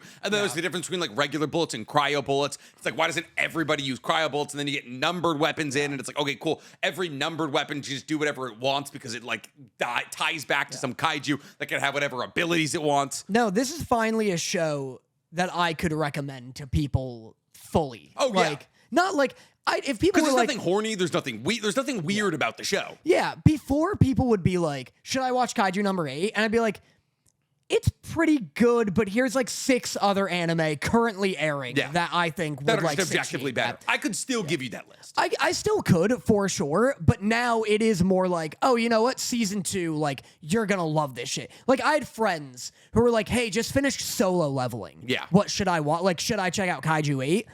This is in the top 3 of like, if that's what you're looking for, is a Solo Leveling replacement. This is in my top 3. If you're looking for a Solo Leveling replacement, you're right. Kaiju number 8 is up there. Because it's like Solo Leveling is kind of like a mindless shonen, and Kaiju number 8 is kind of a mindless shonen. It just needs to be like, oh, every episode there's an upgrade of some sort. Yes. And this has that. Whereas like others are more slow burns. Like every shonen You has wouldn't recommend like upgrades, JJK to a Solo Leveling enjoy. Like if that was like what they started with, right? Because it's I more would, complex. but I'd be like, you gotta get to season 2. Yes. Like, it's not gonna give you what you're looking for until season 2. But Kaiju number 8 like definitely like hits that. Like Kaiju number 8's like an 8, maybe like a 7, 8 to me. It hits that immediately. And it holds that stride forever. Like it's very consistently like a low 8, high 7. Yeah, it unlocks a new power like every episode. And then whether it's fucking rocket arms or fucking or punch bombs piss and nipples. Yeah, piss nipples. That's episode 1. Yeah. Dorothy cackled at that when I she saw it. remember. And then by season 2, he's not really in it, but everyone else is getting upgrades, including the villains. Yes. I love the new Kaiju they introduced. They're so great. Their designs are unbelievably cool. Yes. Yeah, so I'm into it. I like it. No, it's gonna be fun. I'm excited for it to come back. It's a fun show. It's probably gonna get, I'd say, 2 more seasons. And that's gonna be done because we're over the halfway point in the manga right now. I'd say so. We probably have about 24 more episodes of Kaiju number 8. It's gonna be a 48 episode show. Nice. Isn't that crazy? Yeah. It's like fucking. It's gonna be shorter than FMAB. I wonder if this mangaka's like working on something else. I mean, the manga only ended like 3-4 months ago, so like maybe. Oh, crazy, yeah. I mean, like Gatchiakuta wasn't working on anything, and now he's got a full sequel manga. Which have you been reading? No, but because I don't know how the first one. That's very fair. That like you honestly. I wish it wasn't a sequel. Honestly, you honestly can read it without knowing how it ends. Yeah, like you know. Like, other than the fact, before you start spoiling shit. Yeah. Because other than the fact that JJK has now cemented itself as an anime where people either die or get horribly disfigured. Yes. and reading this will confirm to you who lives Who and lives dies. and who dies. It only confirms who lives and who dies with 2 people, technically. Right. Also, this is so dumb of me, considering one of my most toxic traits with reading or watching things is I'll be like, you know what? If I know it's going to be short or if it's already over, I'm less inclined to check it out. Yes. Even though I check out so few things anyway. Like, I'm always like, you know what? So because it's going to be 30 chapters, you're like, whatever, I'll fucking see. What can they accomplish in that amount of chapters? Yeah, when I heard that it was going to be 30 chapters and that's it, some of my hype died. I was like, oh, whatever, that's lame. Even though if they were like, it'll be 3,000 chapters, my likelihood of checking it out is the same. So there's a sweet spot is what you're saying. No, I'm saying I'm a hypocrite. Gotcha, okay. Like, even if they were like, oh, it's 300 chapters or 100. You just don't want to read. You're just looking for an excuse not to read. Yeah, I'm excited about the idea of like, oh, Gatchiakuta is going to have infinity chapters. Yes. Like, that gets me excited because I like the idea of always having more of the thing I like. Yes. The devil you know. Yeah, the devil I know. However, there's so much shit that I'm like, oh, dope, this series is like ongoing, still coming out. I'll get to that and just never have. Yeah. So. That's very fair, actually. But yeah, so I mean, I'm really enjoying it. It's really, really good. I love the art. The art style is so good. Can I show you a panel? Just the manga. Dude, the art style of it's a different guy. Well, yeah, it's the person who makes Cypher Academy. My favorite. Your favorite show of all time, Cypher Academy. But like, honestly, just watching this makes me think that like, or just reading this, I'm like, I could probably read Cypher Academy because like some of the artwork is just actually insane.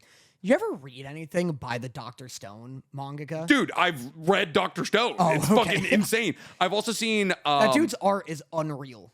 I've seen him do he did a One Piece story. He did like a One Piece spin-off for Ace. Yeah, for Ace. It's crazy. Dude, I don't know how he does it. Like, something with his shading is so weird, where everyone looks 3-dimensional. It's just, it's like literal ridiculous, like attention to detail. Like, it's crazy. All right, just look at this right here. This is like one of the antagonists are fighting right now. It's like Gojo splitting Yuji's face in half. Yeah, like, yeah. It's like, what happened, please? That's the main antagonist getting his face stitched back on. This is horrifying. Isn't that crazy? He's got like a guardian spirit beast that's like the reincarnation of his mother, and it stitches his skin back on. That's so scary. Is that sick?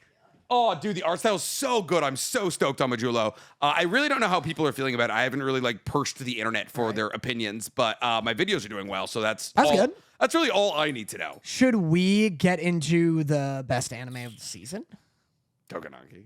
Togenaki. Dude. Now, I know, before you guys start worrying, don't worry. I can feel you worry. I can feel your worry as well, because a lot of you checked out from Togenaki week 4. Yeah. And we're now heading into week 12 and 13 of Togenaki, and there's gonna be 24 episodes. Yeah. And you bet your bottom fucking dollar we're doing all 24. I wish we had beers to shot right at that. Just pouring it all over Penelope. She loves it. But good stretch. No, she's out. God. She's so close. She's fully asleep. I love her. She's great.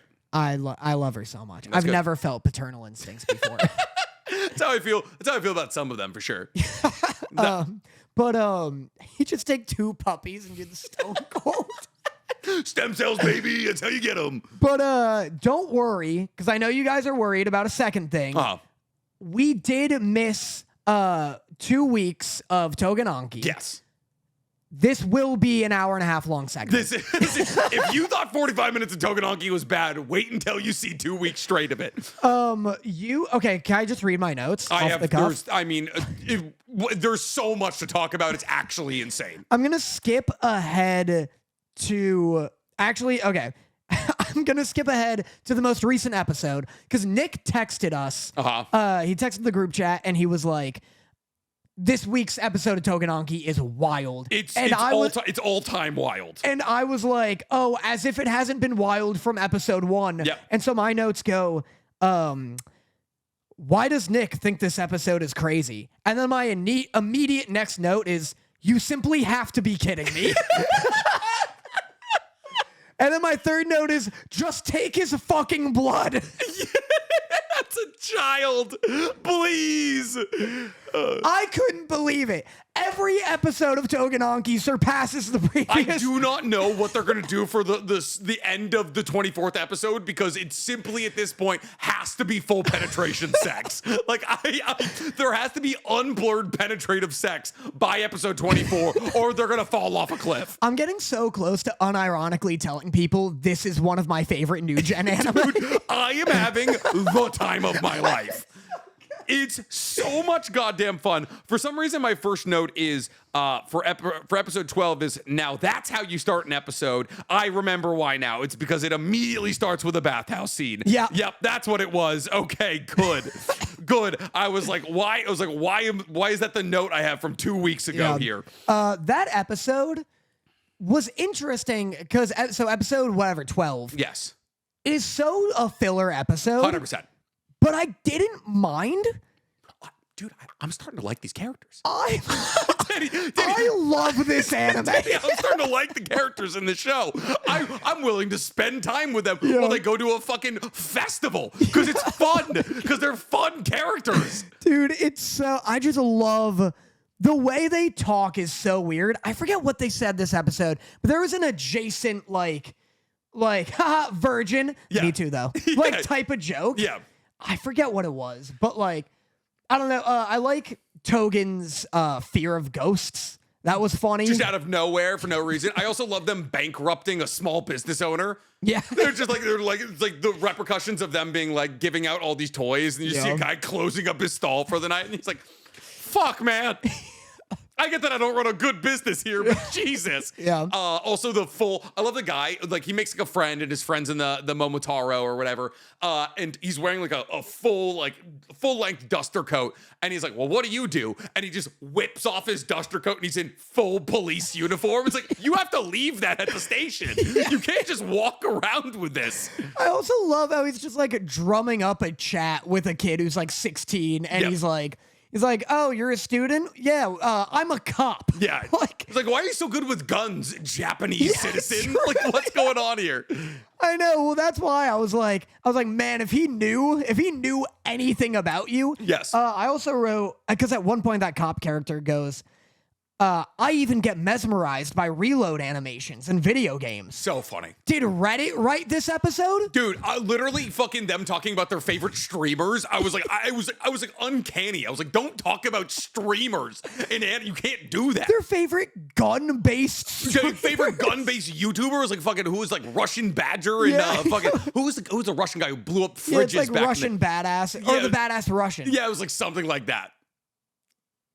I think AK-47 was in the name. There was something like that. Yeah. He was doing like a fake Russian accent and blow shit up. Yeah, I think he went to jail. Probably. Yeah, probably fucking like for blowing 45 pounds of tannerite in a fridge and killing a person. Yeah, them talking about streamers were so funny. They were like, dude, do you watch like Swoozy 189? Yeah. Nah, I'm up to Gun Nut 47. Yeah, like, dude, I didn't know anybody liked Gun Nut 47. I was like, you both need to be put somewhere without sharp objects. I wish it'd cut to the streamer and it's like a 59-year-old dude in like one little light bulb lit room, just like cleaning out a gun. They say I can't say the word anymore. And they're both just like, wow, this guy gets it. It's like, what are we doing here?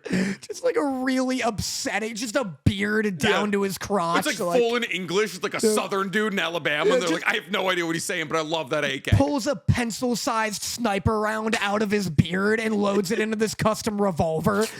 I'll find Hillary. I swear to God, I'll do it. It's like, what? This is who the children are watching? Fuck. He's streaming. Yeah. But episode 13 is definitely the real winner of these last two Tougen Anki episodes here.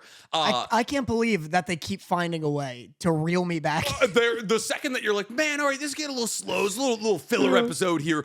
Basically, they all go into Tokyo. They're in a bunch of disguises kind of thing. They're like out on a mission. But Shiki's got to go get his blood drawn because he's a child of Kishin. Real quick, did you like how the teacher's disguise was literally just the guy who does this?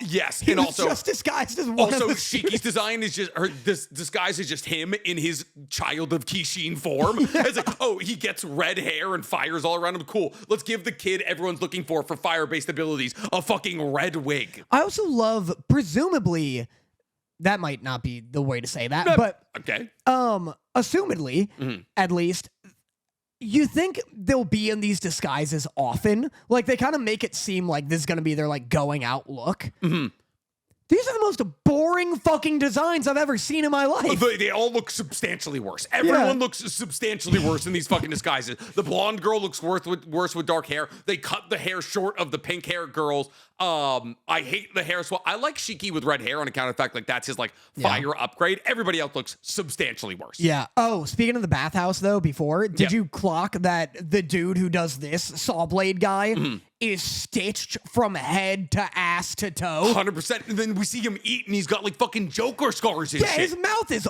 awful. Awful, but really cool to look at. Like, I can understand why you would wear a face mask all the time. Yeah. That's cool. I thought he was just being edgy. I didn't know his lips were also fucked. It is that scene in that bathhouse scene. It's like obviously that this is what we're talking about with the escalation, because there's the scene with the bathhouse. Like episode 12 opens with everybody in a bathhouse, and then the blonde girl is trying to like break in to get to Rokaru so she can wash him and they can fuck kind of thing. And you're like, wow, this is raunchy. It's not like it can go anywhere it wants kind of thing. And then boom, episode 13, Shiki is just getting groomed by the biggest great googly moogly apparent saggy boob having ass nurse of all time. Yeah, you go from wow, this show can go wherever it wants to why does it want to go here? I literally, like, my body took a screenshot when she opened the door because I was like, I've seen this show before, but it's usually on my phone and I'm alone. Like, I was watching, I was so funny because I'm watching it on the big TV next to Dorothy. Bad move. Yeah. Bad move. Dorothy asks me, she's watching Tougen Anki. Yeah. She goes, is this, and I want you to guess what anime she guessed Tougen Anki was. This one, Konosuba. Bold of you to assume she knows what Konosuba is. Okay. Demon Slayer. Dorothy looked at me and goes, is this Jujutsu Kaisen? And I was like, oh boy. I don't even know how to begin to answer that question. You should have said yes. You should have said yes. Now, every time someone comes over and talks about it, she's like, yeah, I didn't like that gigantic titted girl who groomed the child. I didn't like when she flashed that child and was like, let's pop that cherry, Chief.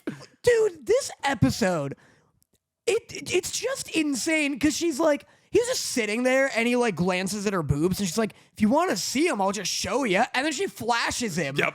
And then he's like, boyoyoing. And then, she's like, oh, you're a virgin. Do you want to fix that? And he's like, just take my blood, please. Like, get me the fuck out of here. My teacher sent me here. He recommended you. Imagine my rollerblading instructor. He just comes back a shattered child. He's like, what the fuck did you send me to? Dude. We don't have other nurses? Is nobody other flambolically trained? He did. He went up to the cop again. By the way, your friend's a cop. Yep. You fucking report that woman immediately. Goes up to his friend who's a cop and he's like, let's go see a movie. Did you catch when he was like, what does he say? He goes, he's like, I guess I don't need more fat material anytime soon. Yeah, I won't need any more fat material for a while. Incredible. So good. This is such a weird show. It's the greatest. It might be the greatest anime ever made. I look forward to it so much every single week. It's so insane. She just has the weirdest design too. The fucking fish lips. Yeah. I don't understand what's happening there. Hunter x Hunter has done that as well, where like there's like a fish-lipped woman, and I'm like, is this a thing? Are we trying to establish some kind of Botox? Thing? Maybe, like that's the bit. Yeah, but like, and then she's like, I guess because she's talking about like her saggy boobs. We still haven't met a woman with reasonably sized breasts. By the way, I want to get that. I want to get out of the way in Tougen Anki. There's still not been like a C-cupped woman. Yeah. And I literally wrote my note was like, I was like, do women just start like growing boobs in like Tougen Anki and they just like start at double D? Like is there just out of the womb instead of catching the head, you're catching the tits? Yeah, like I was like, do you think in this universe men don't go crazy over gigantic tits because it's literally the standard? Like, I was like, everybody's being way too chill about everyone just flopping these bad girls out. Like the only person who's had a reasonable response is the guy who doesn't believe in dating until he's 20 because he's like, fuck it. He's like, I can't even begin to start this fight right now. Well, that's what's funny about Tougen Anki is it's like all the women are the most comically sexualized women I've ever seen in my life. And none of the guys, including the perv, Yes. are really that uncool about it. Yes. Like, all the guys are just looking for a bro down. Like, the dude was trying to, the pervy guy was like, oh, it's co-ed sleeping, let's go. And then the dude who's like dating at 20 and no younger, he's like, women sleep behind the curtain and men sleep over here. Yeah. After that, all the guys, like Shiki's like, I'm having a hell of a time, Dude, fellas. he's like, this is my first sleepover. Yeah. I'm having a great time He's here. like, I'm unbelievably excited. Yeah, they're telling ghost stories and shit. Yeah. Yeah, it's like there's no like drilling holes in walls at bathhouses, that kind of thing. It's very funny. Even the pervy guy's just like, I just want to kiss a woman. He's not like nose bleeding It's just everywhere. like a 16-year-old. Like that's a very natural fucking desire to have at that age. Yeah, we don't know what that dude who like made the women sleep behind the curtain, what's his power? Hasn't been shown. What's his blood eclipse release? Because Rokuru's got fucking dancing twink. That's the best one. Shiki's got blood bullets. Razor Guy's got razors. What's your favorite? Dancing twink, 100%. Dude, it's fucking sick. That one's It's awesome. so cool. I'm still not even entirely sure how it works, but like blood fans, unreal. Yeah. There's blood sonar is the perv. Blonde girl's got the UFC gloves, and then pink girl's got the Titan. Yeah. So he's the only one we haven't seen. Crazy. I mean, maybe he just doesn't have it. What if that's the reveal? It's like he's a fucking he's an edgelord because he's just trying to he's a Momotaro in actuality. He has no blood release.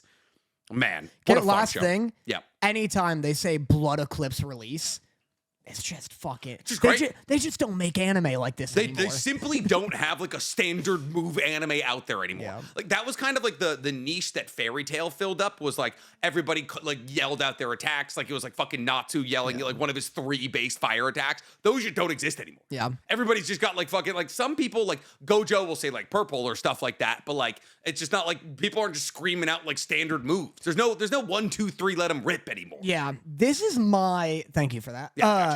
This is my Fairy Tail / Black Clover. Oh yeah. Because it's unfortunate that there hasn't been like a C to B- tier shonen release in like a long time. Yes. Like, because like Black Clover and Fire Force, if they released first episode while we were doing the podcast, Yes. I'd be like, this is my favorite anime also. Like, I'd hold it up to here. They don't come out with these that often. They really don't. Like a good, reliable B- mega shonen. Like, but where like it's exciting enough. Yes. Like it can't just be like. it also can't look that good. That's why when you said Fire Force, I don't agree. No, sorry, not Fire Force. Fairy Tail. Fairy Tail Looks good. Black Clover, and this are all cut from the same cloth. Yeah, exactly. 100%. No, you're right. Fire Force is like A tier though. Yes. Like that's not necessarily this. Like I love a tropey ass kind of bad, but like they're creative enough to come up with like a million villains with different power systems. Exactly. Like if Fire Force came out today, we'd be keeping up with every episode. Yes. I feel like Fairy Tail. Fairy Tail. Yeah, fuck me. Fairy Tail is fun until you get to like the fucking filler hell. But that's things like that's what's cool about like new gen like B tier shonen is like there's not going to be any filler hell. So Yeah, you just that's get true. your raw, uncut kind of good time every single week. You know what's crazy in anime we dropped? What? I keep thinking about this all day for some reason. Undead Unluck. It's just that's crazy. That one didn't make the cut. It was on Hulu. That was the issue. It was on Hulu. Yeah, unfortunately, that was the. Yeah, it was like if it's not on Crunchyroll, the likelihood of me dropping it is exponentially higher. It's also just like is not an exciting power system to me. And then the characters just weren't great. Like it's just like I liked the 2 leads, Andy and what's her face, but like the other characters were okay. Fumiko or something like that. Yeah, it was Fumiko, something like that. Fucking nailed it. But yes, that is everything we have to talk about outside of My Hero Academia. First episode of the final season. You hated how it looked. Is it actually the final season, 100%. or is it like final season part 1? No, final season. It's gonna be 12 episodes. We're like 12 episodes out from the end. I don't know if I believe you. What? I don't. You have no reason to not believe me. I have reason. You lie a lot. I do not. I simply do You not. lie and or are wrong a lot. I do not. I have never once lied about anything. I definitely have sometimes been wrong. I'll admit that. Let's see. Where does MHA's anime leave off? No, that's not. Just be like, is season 8 the last season? Well, no. Where does MHA... Wait. No. Guys, is this the final season? Yes, it ends on chapter. All right, so the ending of chapter 7 ended in chapter. This is an unnecessary way to answer. Chapter 398. There's only 430 chapters in the manga, which means there's only 30 chapters left to adapt. All right, season 8 is confirmed to be the last season. That's all you had to do. It's literally called My Hero Academia final season. That's one. Yeah, but also so was fucking Attack on Titan. Don't bring Attack on Titan into this. You know that they fucked around and found out. There's also another. Isn't Dr. Stone doing that right now too? No, they're doing Science Future Part 1 and 2. No, but there's another one that's doing a final season Part 1. I think it's Dr. Stone. No, Fire Force. Fire Force is doing like 3 parts to its final season, right? Something like that. I think you're thinking Fire Force. Chat, help me out. Chat, hey, chat, lock in, chat. Also, shout out to all the new patrons, by the way. We've got a bunch of new patrons. Yeah. Fucking Future, whatever. Science Future is the last season. What? And it's multi-parted. Okay, yeah, because it's Science Future Part 1, and they just finished Part 2. Yeah. And it was the best season of Dr. Stone maybe ever. It was so goddamn good. Your pants are on fire. Oh, because you're a liar. Because I'm a liar? Because I'm widowy-wying? Fire Force comes out with the last season next season. Yes. Yeah. Fucking. No, but we have like 11 episodes of My Hero Academia left. How'd you feel about it? I loved it. Yeah. Probably my favorite episode of My Hero Academia ever. Wow. It's really good. You said, so for those of you who don't know, Bones is no longer animating My Hero Academia. Whoa. It's Bones Films, which is different. They're the people that made Vigilantes and also the most recent MHA movie. Yeah. Oh, she's twitching. She's having big sleeps. So they made Vigilantes, the most recent MHA movie, and therefore everyone was like, oh, the final season of MHA, they're putting more budget into it. It's going to look better. And I can see the budget increases 100%. You're saying you can't. I don't know if I can. Okay. It was a good looking episode in terms of like there's a lot of movement, yes, right? Which is something that I always prefer. Which is also the biggest complaint from most recent seasons, that there was a lot of just like sliding JPEGs in the fights. Yeah, I'll take movement over like high fidelity or like high detail any day of the week. When I was like, man, it's crazy, Vigilante still looks better than mainline My Hero. Yeah. I do mean the detail. Yes. Like Vigilantes has better colors. Yes. Like Vigilantes looks like it's in 4K and My Hero looks like it's 1080. Well, I think the difference is that Vigilantes is one in its like opening arc, which is like not that dark. My Hero Academia, we're in the final war. It's desperate. It's bloody. It's dreary. Like most of Japan is being leveled, so it's like very gray washed.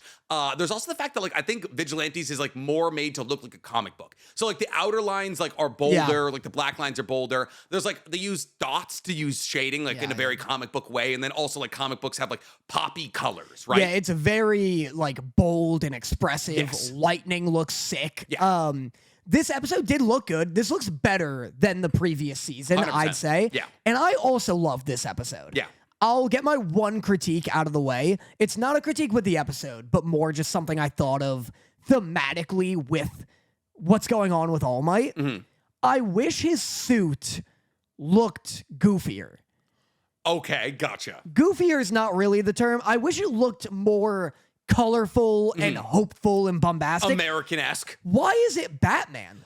It's literally Batman, and he's blowing like pieces off his Batmobile to launch onto him. Well, like the bit with All Might is that he's Superman. Yes. And that like he is meant to be this like shining beacon of hope, and his smile is like something people can look on to and like feel that inspiration. Yeah. And maybe they are doing this like thing where it's like, oh, he's in his Batman era. Literally, he's doing gadgets and stuff. Yeah. And now the smile is like one of insanity and like pushing himself. But like story-wise, why would he commission such a dark, scary looking suit when he knows he's on camera? That's the thing, is he was like, is this how you want to be portrayed on camera? And it's like, why wouldn't he paint this red, white, and blue? Because there's literally a scene where like some kid is talking to his like grandmother in a far off country, and he's like, "Oh, who's that?" That was crazy. Yeah, he was like, "Who's that tall, like lanky, dark guy?" And they're like, "Oh, I don't know," but also it's in some far off country, so it doesn't matter. And it's like, it actually will fucking matter if Shigaraki is able to literally take over the entirety of Japan. Well, that's interesting because that's like commentary. What? That's like, people watching the news and seeing what's going on in like Gaza and stuff. Yeah, They're like, being well, like, that's not here. That doesn't matter. Yeah. That'd be like, though, if Gaza lost, or like if like Palestine was erased, and then like out of it became like a guy who could literally level entire cities with a touch of a finger. I mean, that's what that's it. Oh, it is bad. It's definitely no, similar. but I mean that's the same thing. The only difference is it's like there's really no difference, honestly. That's very much fair. Yeah, we have nukes. It is a good, that also very fair. Yeah. It is definitely commentary on like how we disassociate from like things that aren't happening directly to people that we know. A better comparison is Russia and the Ukraine, where Russia starts invading the Ukraine and no one can do anything because Russia's like, hey, we'll nuke the fuck out of anyone who tries to stop us directly. Yes, and so fair. that's Shigaraki. But I guess in the case of this, it's like, if Russia wins, then they're going to go on a worldwide destruction tour, and they have the ability to do it because the strongest heroes on Earth are already gone. That'd be like, cool, like America and like maybe even China. It's like World War II, essentially. Kind of, yeah. Well, Russia was fighting against the people pushing No, but I'm out, talking about with Hitler. Gotcha, Where it's like, that's the guy. If you need a guy in your analogy. Hitler's the guy. Yeah. If Shigaraki is Hitler. Yeah, if Hitler takes X country, he's going for the other country. That is probably, that's the best one there. So yes, I thought it looked really fucking good. I love that all of his powers are based off characters from Class 1A. That's incredible. But it's also such loose interpretations. It's like, anima, and it's like a flying drone. And it's like, you don't know. Some are better than others. Some are absolutely better than others. He's like, Cero, and he's like shooting like cables out of his, like, it's like, okay, cool. These are basically just standard gadgets, and you're doing the weaker, like... He goes tail man, and it's a tail. It's a tail. It's like you're doing justice to the weaker members of Class 1A here. I liked Kirishima's Red Riot, where it's just like a shield. Yeah. That shit was great. That thematically, I was like, this is an incredible interpretation of the trope. My students teach me as much as I teach my students. Yes. That was so sick.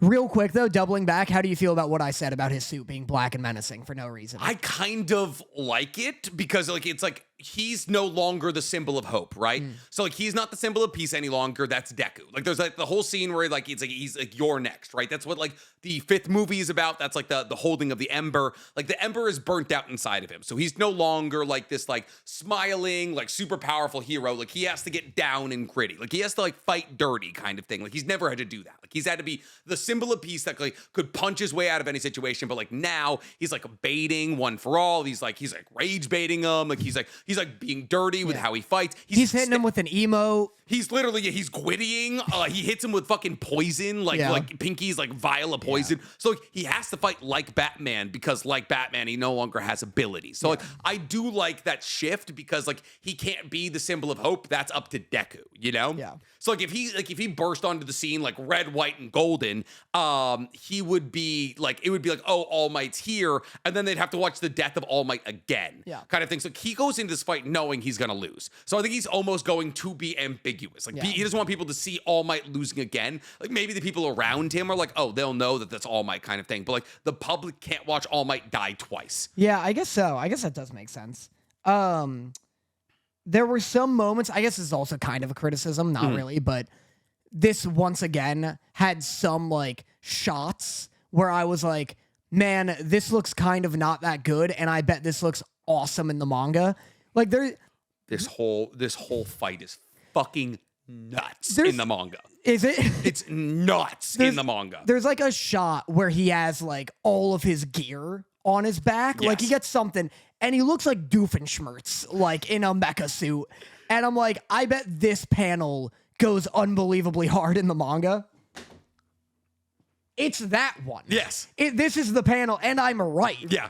In the anime. Keep scrolling just to see, like, dude, Horikoshi for the last, like, 100 chapters. Horikoshi's also always been an incredible manga artist, but the last 100 chapters, when shit just starts crumpling, so good. Yeah. So, like, everything about, like, the final fight is crazy. This is so sick as fuck. He's so good at drawing just, like, grit. Yes. Horikoshi should have been a horror mangaka 100%. He is. He used to be. Really? Yeah. What did he write? I don't know, but he used to be a horror mangaka. Oh, because like he's like when it comes to like black and gray gradation, he's just so fucking good. But yes, this fight is awesome. It's one of my favorite fights in the manga. This fight right here is what I wanted from Stars and Stripe versus Shigaraki. In what regard? Like, so Stars and Stripe versus Shigaraki has no meaning, right? Like, Stars and Stripe shows up, battles against Shigaraki. Shigaraki gets out on a technicality because he's not really Shigaraki anymore. He's all for one, right? Oh, I guess I'm wrong. Sorry. Yeah, it's what I was like pretty sure that MHA was like one of his first stories. But he, like, Shigaraki comes out of the battle relatively unscathed, loses a couple of quirks, right? Like Stars and Stripes puts himself into Shigaraki's body, and then like she's just tearing up all of the quirks inside of him, and he loses a couple of quirks. Then there's like never any actual effect. Like he's still got infinite quirks. Like he's still like putting together 9 quirks and blowing together like beams that can level entire cities, kind of thing. And so there's never consequences to like the strongest hero in America flying over to Japan and battling it out with like All For One and trying to like stop them in their tracks. This fight has actual consequences because like even though All Might's He's not de-aging. Yeah, because even though he's not winning, like he's like achieving what he wants to. That was our issue with the whole previous season, is that like Shigaraki is a lot of that, where they're like, let's spend a whole episode trying something and then it doesn't work. Yeah. And then it's like, okay, let's do that again. And then it doesn't work. But it's not like chipping away at Shigaraki. Yes. I was waiting for you to pull out a whole molar. I literally, there's like skin in the back of my mouth that's pissing me off. But yeah, so it's a fun episode. How'd you feel about Stain's reveal? Oh, that was sick. Yeah, that's awesome. Right. This is a great episode storytelling-wise. Yes. Because I love All Might doing that, like, yeah, here, I'm going to wear my student's influence on myself like armor. Yes. That's great. And then Stain's just always been such a real one. Yes. I love that Stain is like, what's an example? He's just like, he makes all the other villains look like pussies. Yes. In the sense that he's like, all the other villains are like, oh, Stain's like a psycho extremist. Yes. Who gets shit done. Yeah. It's like, Who's also just doing it because he thinks nobody lives up to the metric of All Might. yeah, exactly. Like, he's so like, I'm gonna get out there and do what I'm setting out to do. Yeah. And all the others are like, what if we do this scheme? I mean, he's such a good antagonist that they literally reused him in Vigilantes. Like, Yeah. that's the thing. It's like, oh, they're like, oh man, people love Stain so much. Let's put him in our other story, our other MHA story. Yeah, and I love that he's here. Like, I love that he is helping because it means he stands on his principles. Yes, 100%. Like, it's not just that he wants to be a villain. Yes. It's that he truly means what he says, and if he's seeing something change, Yeah. then he will be that change. He just as looks well. up to All Might, and like All Might's out there battling it out, and so Stain's obviously going to try and step in. My last note is, you thought Momo's sexualization was bad. Wait until Invisible Girl isn't anymore. I thought it was okay this episode. Like, I was like, oh, nice. It's just the outlines of her, but I have heard of like what's to come. I'm gonna show you when Invisible Girl was shown. Oh, I know what you're talking about because it was all over TikTok. Yes. The cover of like the chapters, like her in like caution tape or some shit. Yeah. Invisible Girl cover MHA. Yeah. When we saw her for the first ever time, that is Like, what why? That is what Horikoshi gave us for the cover of the manga. Was Invisible Girl fully naked with caution tape over her nipples. Yeah. So yeah, the Invisible Girl, that fucking Horikoshi loves her. Yeah. And that is all we got for anime this week. I disagree. We didn't even talk about her big fucking spirit bomb. That was awesome. Oh yeah, I mean yeah. That was so sick. Oh, actually, you're right because I do want to talk about that plant guy. That plant guy's so cool. He's one of my biggest pet peeves in all of MHA because he's so sick. And then they just introduce him to get greased by Ioma. What are we talking? Telling me one of the coolest like antagonists ever introduced just gets introduced to lose to a French guy, an Invisible Girl. Dude, and also when you see all the heroes, Yeah. they're fucked. Yes. They're pieced. Wait, move the scissors real quick because I'm going to beckon her to come here. Okay. I just don't want her walking on them. That's fine. Here, my Schmingo. Oh, big stretch. Yeah, all the other heroes are absolutely pieced by him. Yes. Like And I Fat think Gum's literally Fat like Gum dies? Fat Gum's he gets like all of his fat absorbed. Yes. My God. Yeah, I can't believe that guy's not like a huge deal villain. Yes. Well, he is. Like, that's things like he is a huge deal villain, but they only talk about him being a huge deal villain after he's already been like introduced, fought, and defeated. Like that's the thing is like they introduce him like when he rolls out during that like last season when they warp everybody to a bunch of different locations, and it's like, oh, here's this serial killer with like 50 confirmed kills kind of thing, and then like next time you see him, he's already like defeated all of the heroes he was supposed to be battling against except for Ioma, who then like wins basically. Yeah. Is she coming back to me? Is that? I think she just. I mean, it's tough to go from pouch to bone. I guess. Just hold her. Just give her a scoop. I tried. Give her a scoop. You gotta get under. You gotta get under her leg. Yeah, there you go. That's what they look for. That's their favorite position. That's their sleep position. There you go. There you go. Now she's mobile. But yeah, so this was a super fun episode. I'm very excited for the ending of MHA. I'm sad to see it come. The ending of MHA is a little bit contentious. Some people liked the manga ending, some people didn't. Yeah. And I'm excited to see kind of how the anime world deals with it. I personally really liked it. Put her against chest. Put her against chest. And so I like the ending of MHA's manga, but some people don't. So I'm excited to see in like 12 weeks time, like how the world either falls out or doesn't fall out over the ending of MHA. Yeah, it'll be interesting. I mean, the last fight's gonna be so good. I remember so good. I remember people didn't love Attack on Titan's ending in the manga, and the anime's ending kind of just like came and went. So I don't know. Because they changed it. They changed the ending. A little bit. Yeah. Like they very much like altered like some like relatively important things that like didn't change the plot necessarily, but like the ending credit scene, they changed a couple of things that like made people feel a little bit better about it. For sure. Yeah. You're getting licked. So that is all the anime we're going to talk about this week. This season's going to be a little bit light on anime talk. We're going to do a lot of games because all we're watching this season is Sanda, Digimon, MHA, and then next week we have our first episode of One Punch Man. But to get you guys used, God. Oh, and then also wait, Tougen Anki. I'm going to watch at the end of the month Twisted Wonderland. Twisted Wonderland? Yeah. Oh, is that the one with the hot Disney anime boys? Yeah, hot Disney anime boys. Yeah. Oh, I forgot to tell you. Somebody recently asked me if I had any friends who would be willing to promote Twisted Metal, because there's apparently who would ask you that? Kyle. Because apparently Sony is pursuing something with Twisted Metal. That's crazy. And they were maybe looking for somebody to possibly push it out, and I put your name in the ring here. Nice. I was like, I have a Twisted Metal fan here, actually. But yeah, so we're going to be playing a game today, which is our summer 2025 review game. Basically looking back at the summer 2025 season with a couple of screenshots from shows that came out this season, but me and Danny, did not watch. Our task is to guess the plot of the show and from the screenshots, the MLA or My Anime List score. So let's get into it. The summer 2025 review anime game. To go over those rules one more time, me and Danny are going to be looking at screenshots of anime that came out in the summer 2025 anime season. We're not only going to be trying to guess the plot of these anime, but also their scores on My Anime List. So, Danny, you are also going to need this open. Pulling it up. Do you need me to take Penelope? No. Are you sure? Yep. Can you handle her? I can handle her. You can handle her? Because this pouch smells like puppy. It's got definitive puppy scent. She definitely pissed in it. She definitely didn't piss in it, actually. Oh, yeah? She's just sweaty. Well, I'm sweaty. I think Don't blame her. I think well, it's literally like a puffy bag. It's like insulated. Like you would keep it's like a thermos in here. All right, do you have it open? I just got to get it open. Got it. Get it open. So I'll do a quick read through here. So cord with the same game as last season. Below, there are 7 screenshot shows that came out this season that you did not watch. Some good and some cursed. Look at the screenshots and try to guess the show's plot and or My Anime List rating. Do not scrolls, enter under each individual question. Note for Patreon stream and Danny, this file has been sent into the Bento Box channel in the Discord server so you can play along with the boys. I don't know what that means. Oh. Yes. So if you guys want to play along with us, actually, so if you go to the Bento Box part of our Discord channel, hi, you look skinny right now. Is this summer 2025 review or yes, fall? the first one. Okay. If you go to the Bento Box part of our Discord, you can play along with us. You can look at all of the images that we're looking at. That's a microphone. You can't chew that. Yeah, you can. I'm not gonna stop you.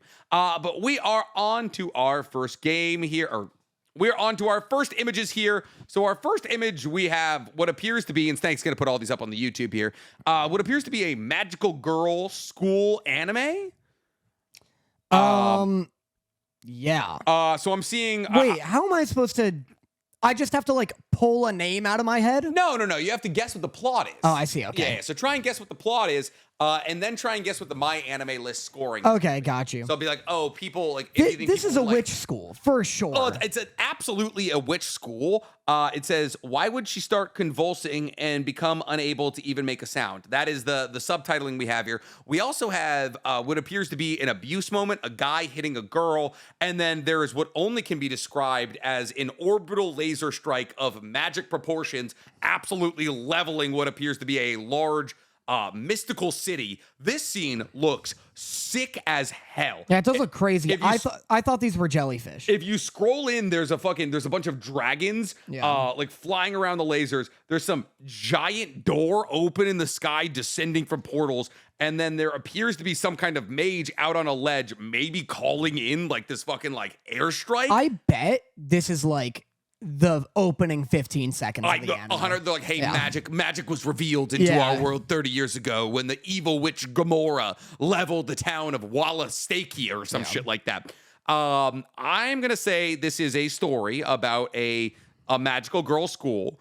But not like magical girls, like literally girls who do magic. Yeah. And it is a dark fantasy story about humans trying to learn magic to fight against other fantasy like species who are better at magic than humans. Yeah, I'll ride with that. My anime list scoring 6.8. 6.8 is low for magic. People love magic schools. I know they do, but I haven't even seen this. I'm going 7.5 because people love any kind of crazy school. That's fair. I was originally going to go 7.4, but let's see. It's Secrets of the Silent Witch, 8.04. Wow.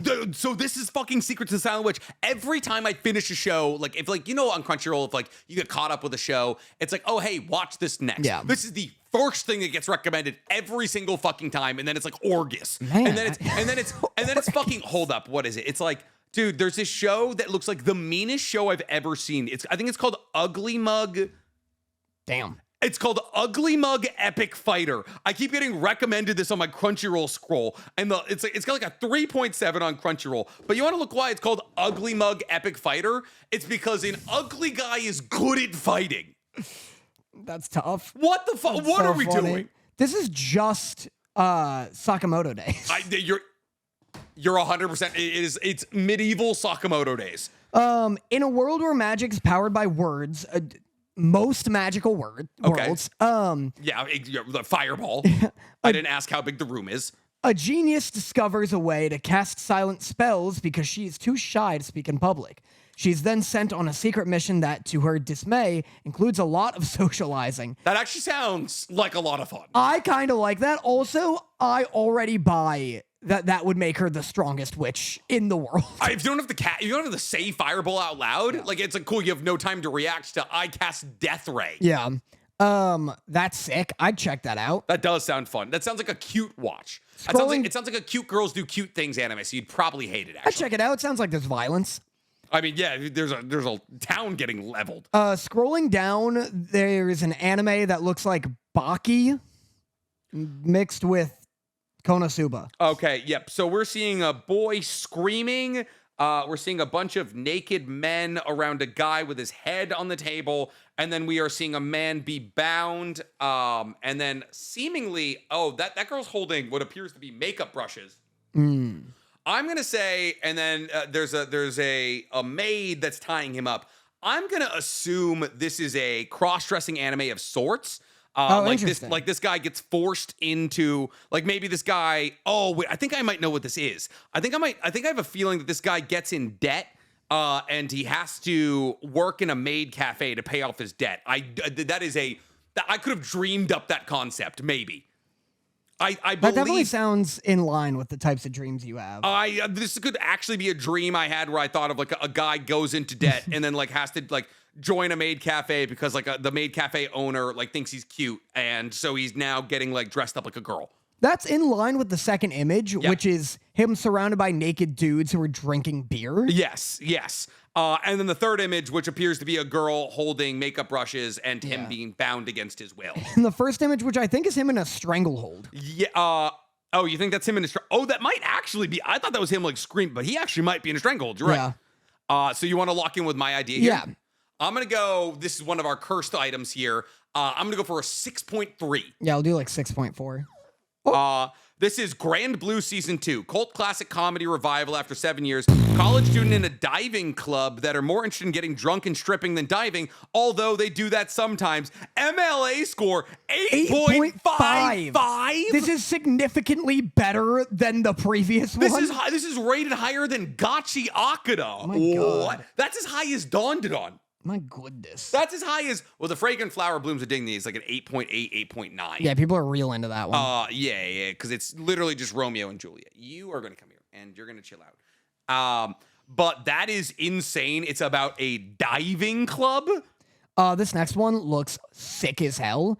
Is this Warrior Cats, the anime? The first image is a billboard that says "No cat, no life," which I genuinely think is maybe the title. Is this about like a cat island in Japan? Like, you know how they have those like cat islands where like feral cats have basically like taken over the entire island? Like, this cat's wearing Naruto's goggles in the second episode, in the second photo there. That led me to believe that the cats can talk, but it looks like he's accidentally wearing them.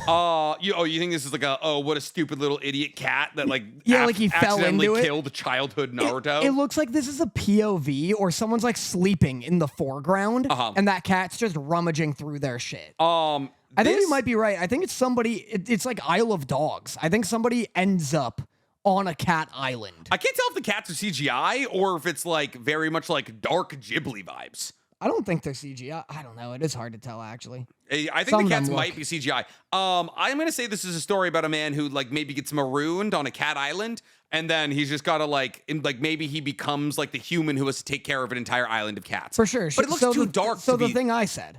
Yeah, but it looks too dark to be like that slice of life-y, you know? Because that sounds like a slice, like, oh, cool. Like, it's just like, 12 episodes of this guy trying to figure out how to take care of 600,000 cats. If I didn't see that there was a person in it, I would think this was an isekai where someone got turned into a cat. Oh, I would think it was like Warrior Cats, where it was like there's tribes of cats and they war.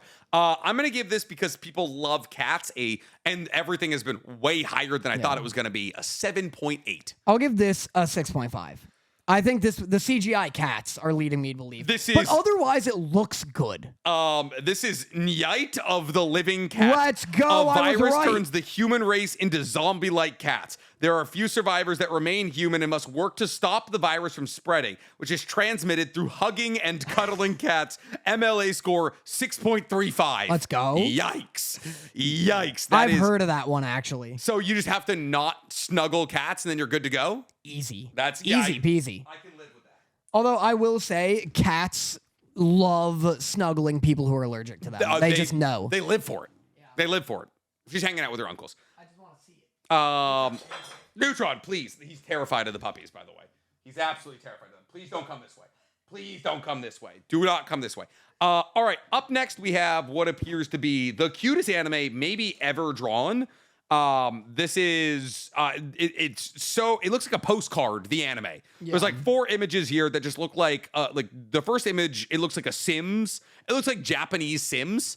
Like it's like a bunch of people living. Like Tamagotchi, the anime. People love, like, this has always been so funny to me. Like, there's this ever persistent trope in anime where there's like a closet bed. Like for some reason, like somebody sleeps in the closet and that's their room. This is where Rukia sleeps in Bleach. Yeah, it's where Rukia sleeps in Bleach. There's a girl who sleeps like this in Licorice Recoil. Like, this is very much a thing. This show looks adorable. I can't even begin.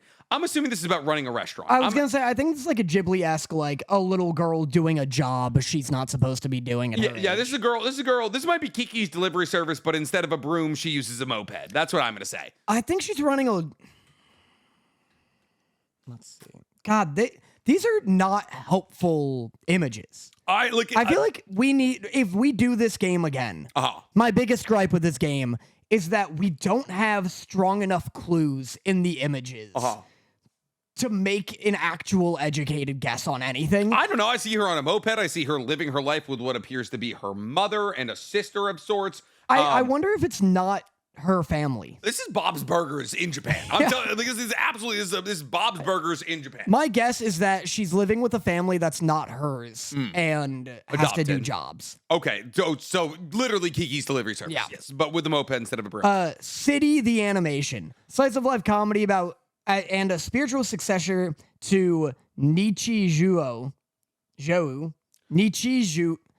Nichijou. Nichijou. The whole show looks like a coloring book. Great plot summary. Yeah, so it's literally just a slice of life. It's a slice of life of a girl living in a city, which sounds fun. 7.9. 7.9. We didn't give our ratings here. I was probably going to say like an 8.1. Any show that looks like this, people are going to like. Any show that calms people down, people are going to enjoy. Yeah. Guess what? What? I know what this next one's about. You know what this next one? Vaguely. I certainly do not. Take a guess. So I'm seeing a woman not dressed for what appears to be mining, just with some hefty cannons holding what appears to be a war hammer.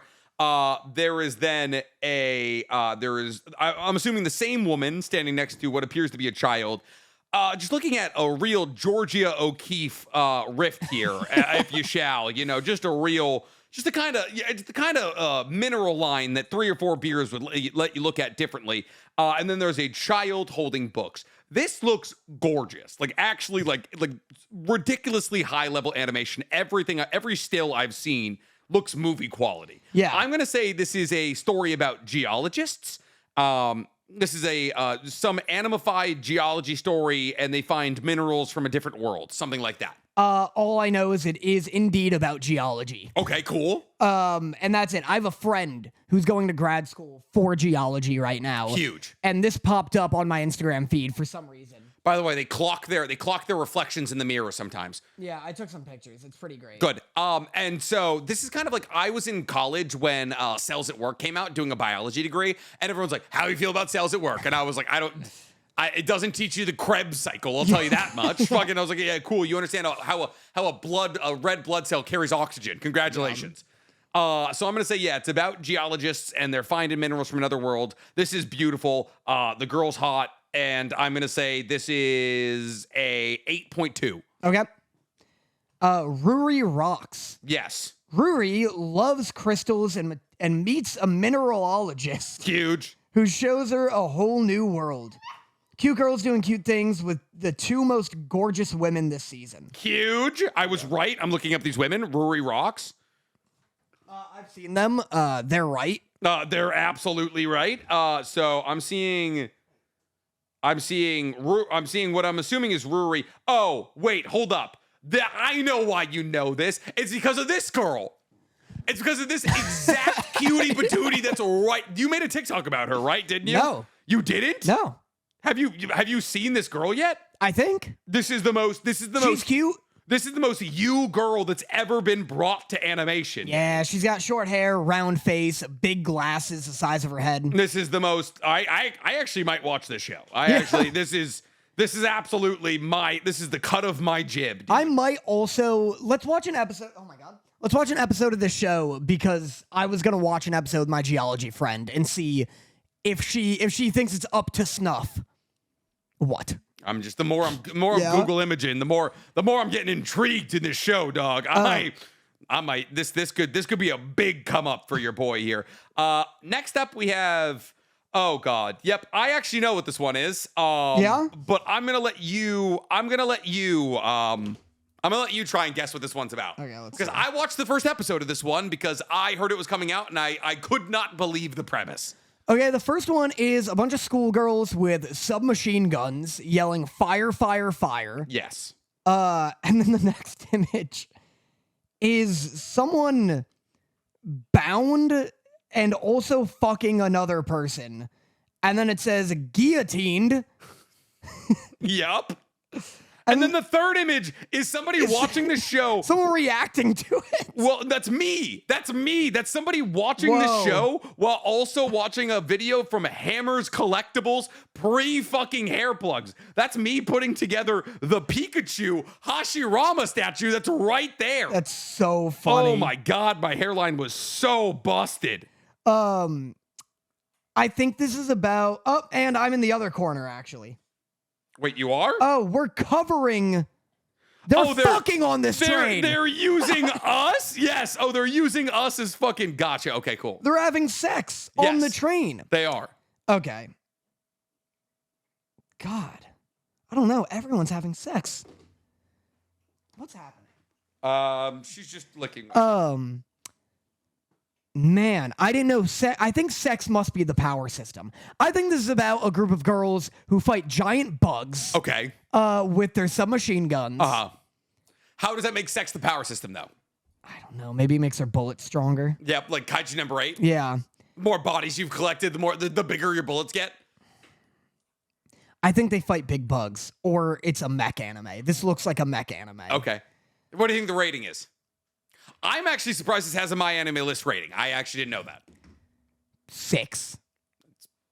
Yeah. It's probably lower than that. Yeah. I'm going to tell you right now before you read this, Yeah. because I'm going to try and give you the synopsis before they give it. This is Sex Island Nukatashi, Of course. Which is a story about it's basically there's an island that's like the Disney World of this universe, and they've gotten rid of all of the rules against like, oh, you can't fuck in public and all of that. So the entire island is just filled with people fucking all the time. It's like sex positive amplified to a degree that's almost like unfathomable. And the story is about a boy who's fed up with everyone fucking all the time. He's one of the only virgins on the island. And so it's him and a couple of other broods on the island trying to basically bring back law and order to the island by getting everyone to stop fucking. So what you're seeing right now, the guillotine thing, that's if it's found out that you're fucking one person and one person alone. There's no such thing as monogamy. Monogamy is not allowed. So if you're found out to be monogamous, both you and your boyfriend are put up on like basically BDSM straps and you're forced to fuck other people. Whoa. Yeah. Weird. Yeah. Why are there guns? I do not know. I got 12 minutes into the show and I was like, I cannot watch anymore. I got to my first guillotining. I was like, I can't do any more of this. I never got to the fucking women are armed part of it. All right. What are you giving it for a rating? You're already looking at it. I thought it was like a 4.5. It is surprisingly high. 7.13. The government introduces a law that everybody has to fuck everybody. Yet the main character is determined to protect his and his sister's virginity. He especially doesn't want to have sex because his dick is too big and he's insecure about it. So they join the rebellion to fight the sex law with guns. This isn't a hentai. This is qualified as a normal show. You technically never see penetration or light penises. It's based off a game. It's based off a game that you play that is absolutely a hentai game. How couldn't it be? 100% a hentai game. And this is, for those of you at home who haven't been scrolling my anime list all that much, ranked higher than Togenaki. Togenaki is sitting at a 6.66 right now. So Nukatashi, the animation, the story about a man with a penis too big that he's trying to protect his virginity and fight against sexy girls with guns is apparently more liked than Togenaki. That's so funny. This next show looks... Let's do one more. There's only one more. Okay. And this next show looks sick as hell. Yes, looks fucking awesome. This looks like a cooler version of K-pop Demon Hunters, honestly. We're seeing like what appears to be a demon, a robot. Demons and robots, like equal parts. Literally just demons and robots working together. They're all like decked out in streetwear. Like it looks like they're like, oh, please. Come here. Come here. She's sorry, Penelope was going after the wires here. What a menace. It's like hi. Really coolly animated. Everyone's outfits are sick as hell. I'm gonna assume this is a story about like aliens, because they don't look like demons actually. They look more like aliens and robots working together to fight against some other worse third thing.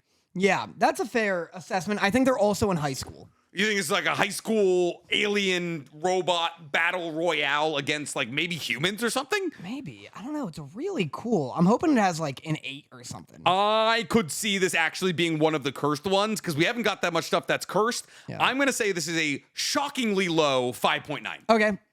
It is Milky Subway The Galactic Limited Express. Indie YouTube short show. Arrested for crashing a car, 2 friends get assigned to charity work along with other people, cleaning a space train. But in the middle of work, the train suddenly takes off with all of them inside. 7.7. So it's only just a pilot. Yeah, I guess. Well, I guess we could watch this pilot. That would be check it out. Or just an indie YouTube short show. Oh, so I mean, I might actually have a couple of more episodes. It's weird that it has a My Anime list. Yeah, I guess maybe it's in Japanese. That is a bit odd, isn't it? But that was fun. Cool. Thank you to those who made that. We very much appreciate that. And that's the summer 2025 anime season in review. Do we want to finish off the episode here by talking about what was our favorite of the season here? Yeah.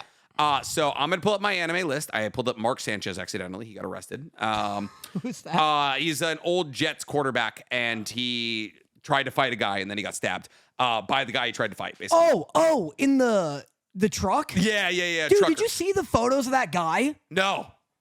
Holy shit. It's like the most shocking, brutal image you'll ever see. Of Mark Sanchez, like his stab wounds? No, of the guy he beat up. Oh, really? Who won the fight. Oh my God. Josh showed me. It was like, yeah, this guy won. And he's like in the neck. Oh my God.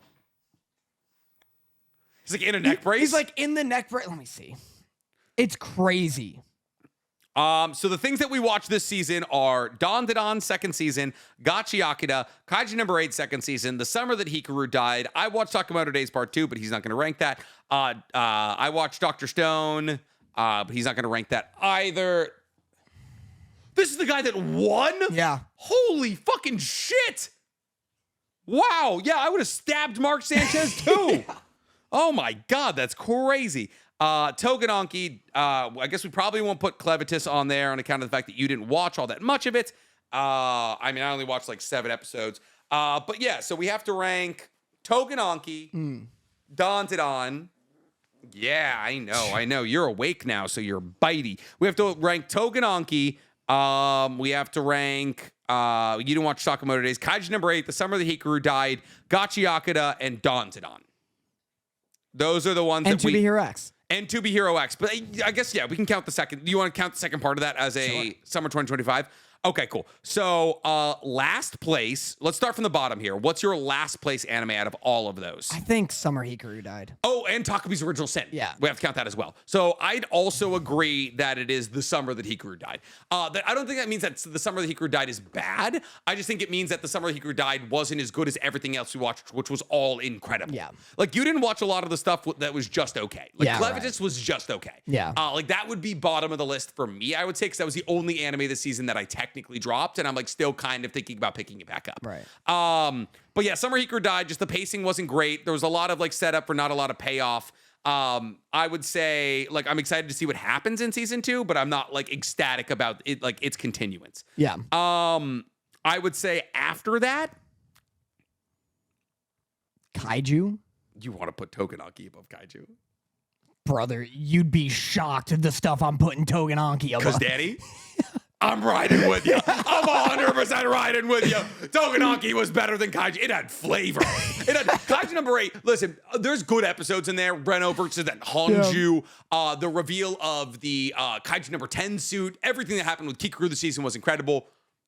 There's some sleepers in that season. Dude, the day I watched Tougen, the titular Tougen. Yes. Discover his new power system was the best day of my life. No, just out of nowhere, by the way, there's 8 children of Kishin, and this is the fucking fire one, 12 episodes in. Hell yeah. And they never talk about it. Never. They've never brought it up since. Comes out of nowhere, and they're like, hey, by the way, I know you're just getting used to that whole blood power system. Yeah. New one. Yeah. Kaiju number 8's really good.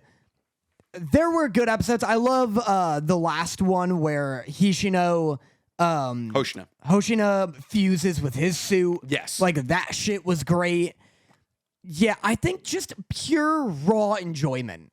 I think Tougen Anki's above this one. Yes. I'm not saying that we're not saying that Tougen Anki's a better show. Or good. We're ranking based off of what we enjoyed, and Tougen Anki we very much enjoyed. Yeah. After that, so that would leave Tougen Anki, Gatchiakuta, Dandadan, and the second season of 2B Hero X.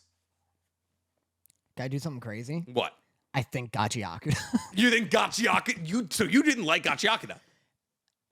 Not almost the best part so far. Like, I liked the fight with what's his name? Jabber.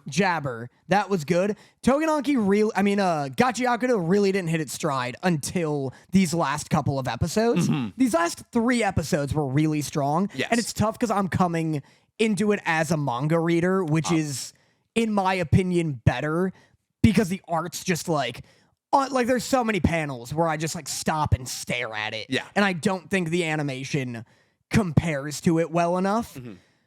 And then also like just some of the voices and like deliveries in my head reading the manga are better than like what happened. Interesting. Okay. But yeah, I forgot about Gatchiakuta because I'm going to switch my answer. I'm going to put Kaiju above Gatchiakuta. Wow. Yeah. Really? Yeah. Okay, I can't ride with you into that one. I'm gonna put Tougen Anki here. I can't feasibly put Tougen Anki above Danzadon, Gatchiakuta, the second season of 2B Hero X, or is that everything? Yeah. I can't feasibly put it above those. I loved Tougen Anki. I think it's a great romp. Yeah. But I cannot put it above those three. I cannot believe you just switched Kaiju. I really enjoy Gatchiakuta. There hasn't been an episode I haven't there's slower episodes. I'm big on it. I'm really big on it. I think everything that happened with Amma was a masterclass. I think like the Jabber fight was incredible. There's obviously like, oh, it's so convenient. There's like, oh, of course your talisman works in the exact way that allows for you to fucking get around the end game boss that is Jabber. But I really, really, really enjoyed Gatchiakuta. I think my bias towards the manga is really showing in that I really started to get into it once Amo showed up because I didn't read about her in the manga. Yes. I wonder now that I'm in uncharted waters, I'm more engaged. Yeah. I don't know. Nothing's happened really. This Amo episode was really good, but nothing has hit me like episode 7 of Dandadan or 8 of Chainsaw Man. Yeah. There hasn't been anything where I'm like, oh, this is like a standout. Yeah, this is like a stellar anime. That was kind of me for episode 13, where I was like, oh, this is gripping. I was like, this is gripping, well told, grounded in reality in a world where this girl is living in a tower in the middle of a trash desert, you know? And that's fair. I think it does get close to that there. And I love, there's cool parts where they do a thing where it's like, how did this happen? And then little writing comes up and it's like, your mother sold you. And she's like, no, that's not it. And it's like, this is hard to watch. It's fucking tough. All right, so after that, so to go through your list real quick, you have The Summer the Hikaru Died. Yeah. Gatchiakuta. Yeah. Kaiju number 8. I'll do Tougen Anki and then Kaiju number 8. Okay, okay. So your next one would be then actually technically Kaiju number 8. Yeah. So next for me would then have to be, I would probably say, wait, so what do I have left? I have Dandadan. Oh, in the second season of 2B Hero X. 2B Hero X. Second half of 2B Hero X. Yes. Takapi's Original Sin. Yeah. I think there's one more.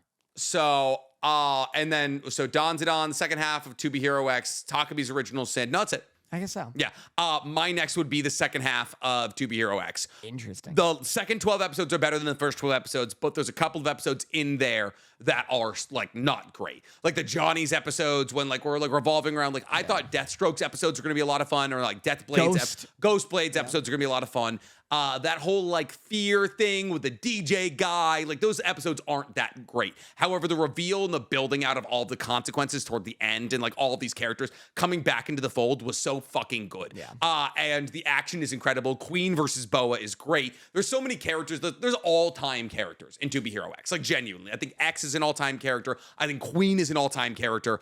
And so I think Queen has the capacity to be an all-time character, 100%.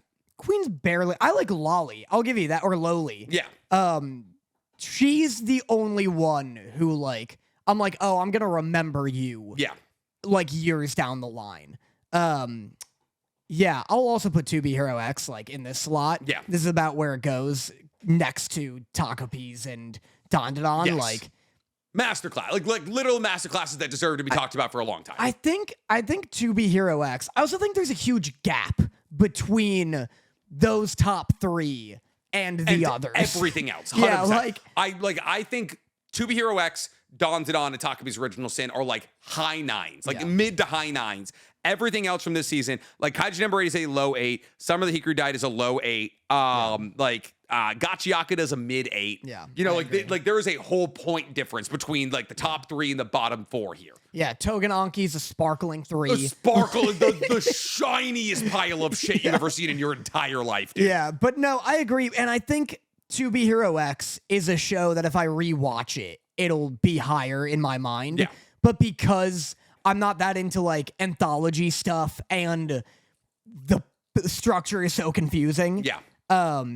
I think on first watch, it's especially when, I'm a reaction channel and we have to watch 8 anime per week. Well, it's this tough season to, at least we did. Well, yeah, this season. But I mean, there are people, I'm sure if 2B Hero X is the only show you're watching each week, it's incredibly easy to follow and like pick up on every little detail. 100%. When you're drowning in other anime, other really good anime, it's tough to be like, oh yeah, I remember this guy from 6 episodes ago, and he's doing this. Of course, I remember Dragon Boy when he was loosely introduced during Lolu's arc. It was like, no, fucking, I don't. I haven't been watching it for background characters here. But yeah, so like, and there's a whole universe being built out in that show. And then after that, that would bring us to our number 2 spot, which to me, Takumi's Original Sin. The only anime to ever exist with every single one of its episodes on IMDb to have a rating of 9 or higher. Yeah.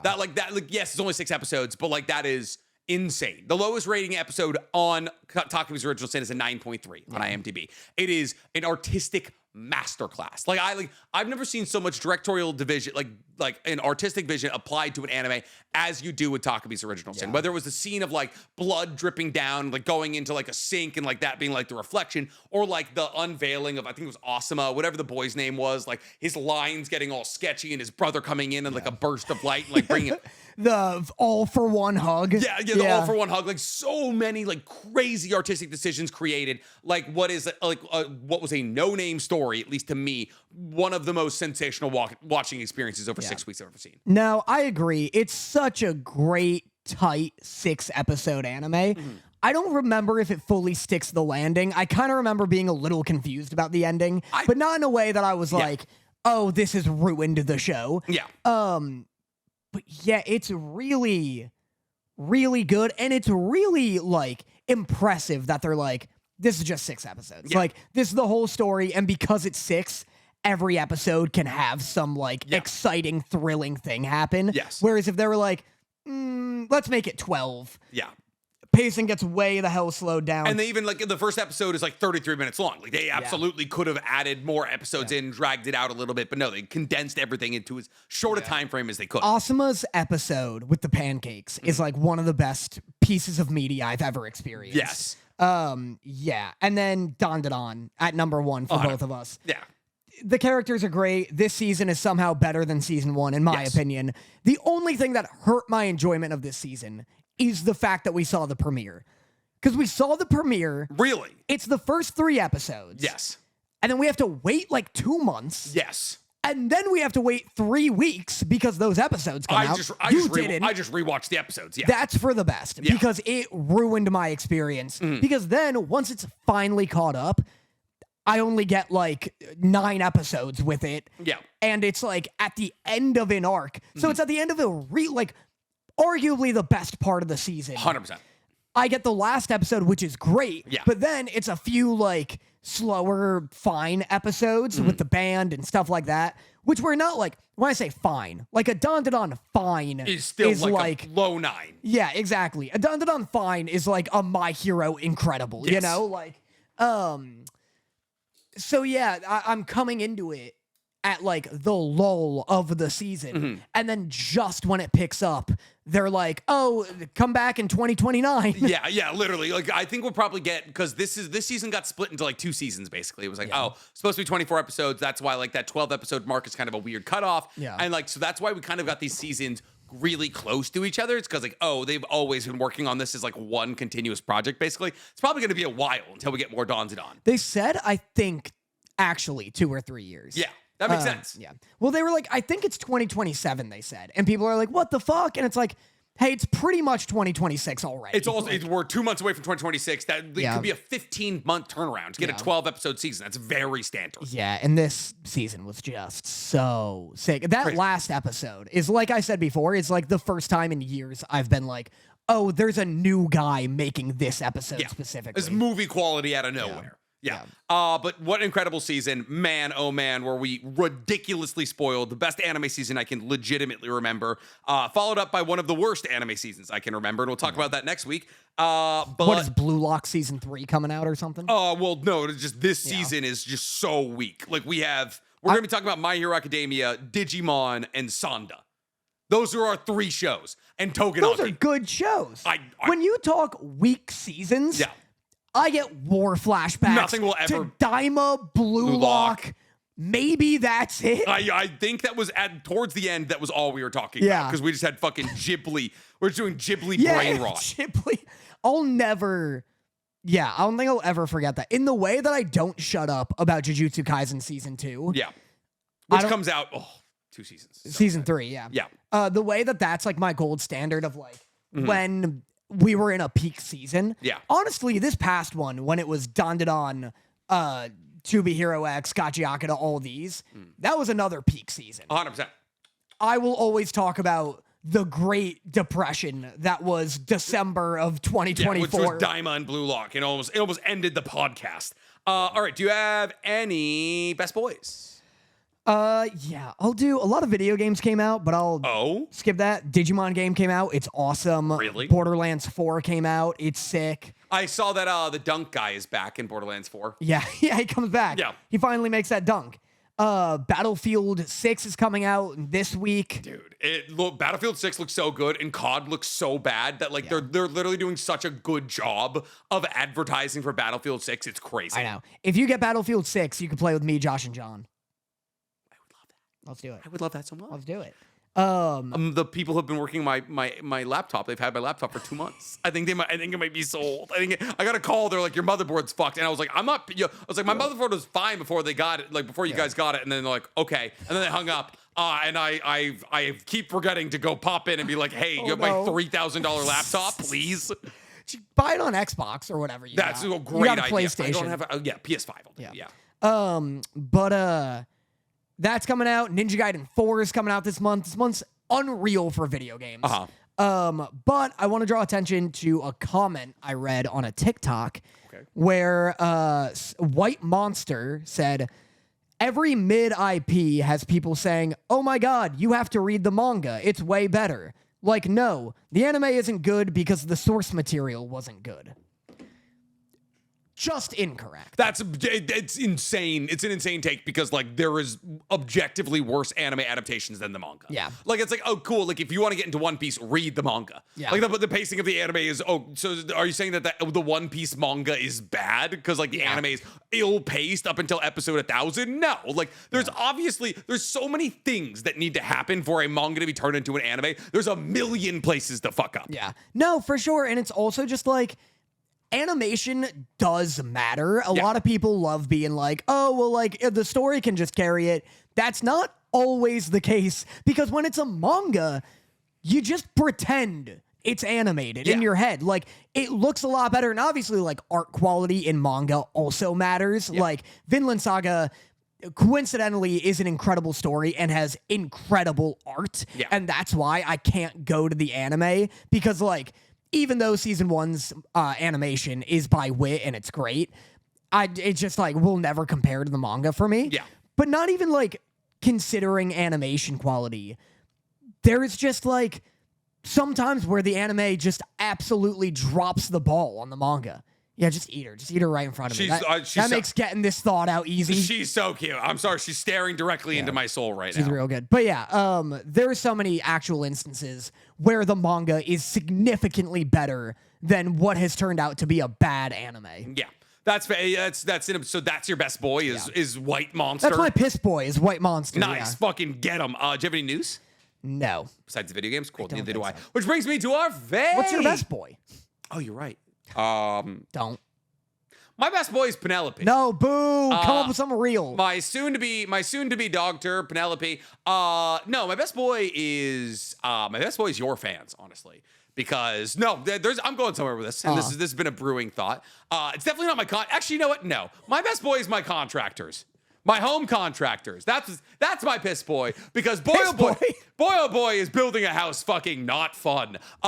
Basically opened up the walls in the house. They're like, oh, your structural beam is fucked. It's cracked. That needs to replace. Hey, that's $7,000 more. Oh, we're gonna open up the walls to your kitchen. Your roof's been leaking into your kitchen. All of your insulation's moldy. So gotta rip out all the walls. Gotta get rid of all the insulation. That's why it's so fucking hard to breathe in there. Yeah.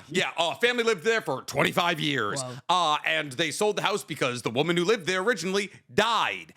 So probably something to do with all the goddamn black mold everywhere. And then they were like, hey, there's probably mold in your ceilings. So you want to do entirely new ceilings? I was like, yeah, I guess. They're like, cool. That'll be $20,000. I was like, cool. All right, good. And they're like, we heard you wanted to redo your front yard. That'll be $65,000. And I was like, at that point, I was like, actually, no. I'm going to get somebody else to redo my front yard. Please and thank you. But also, they started doing all the construction without us knowing, apparently without permits. And one of our lovely neighbors called the city. An inspector came by, was like, you didn't get permits for any of this. Construction got shut down. Wow. So for another 2 months. Who is this rat-ass neighbor? Dude, is that not insane? Somebody came over, like an old lady apparently came over, started asking them a bunch of questions. They're like, oh, you guys working here? What are you guys doing? Like, what are you trying to change? That kind of thing. And they were like fucking. Do you have an HOA? No. Homeowners Association? There's no HOA. They just came over, stuck their nose in fucking the business, and then called an inspector. And now the house can't get worked on for a couple of months. So now I get to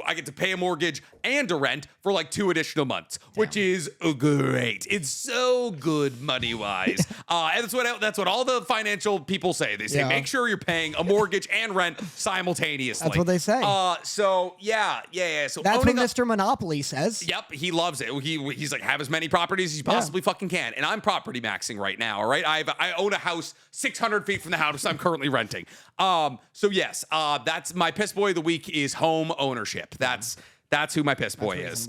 Cool. That brings us to our favorite part of the episode, love letters, where Danny goes over to our lovely live audience and gets them to ask us a question that we answer here live on the podcast. Now, there's a lot of new patrons out there. About a couple hundred more of you joined with the reveal of me and Danny's Naruto reaction series. Thank you guys so much for joining. But if you guys want to join the wave of people popping over to the Patreon, you can join for $4.99 a month. You get 2 hours of Nick and Danny additional content every single month. You also get the podcast 2 days early. You get the raw, uncut podcast, and you get to hang out with me and Danny before and after the pod. Daniel, any love letters? Skylar Ross asks, if we got isekai'd into the world of Gatchiakuta, what would your vital instrument be and why?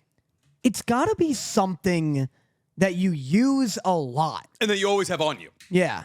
Well, not really. Kind of. Some people have garden hoses. Wait, and he seemingly has the garden hose on him. Because it's a vital instrument, but it starts as a thing you don't always got on you. Yeah, you think Engine always brought an umbrella around?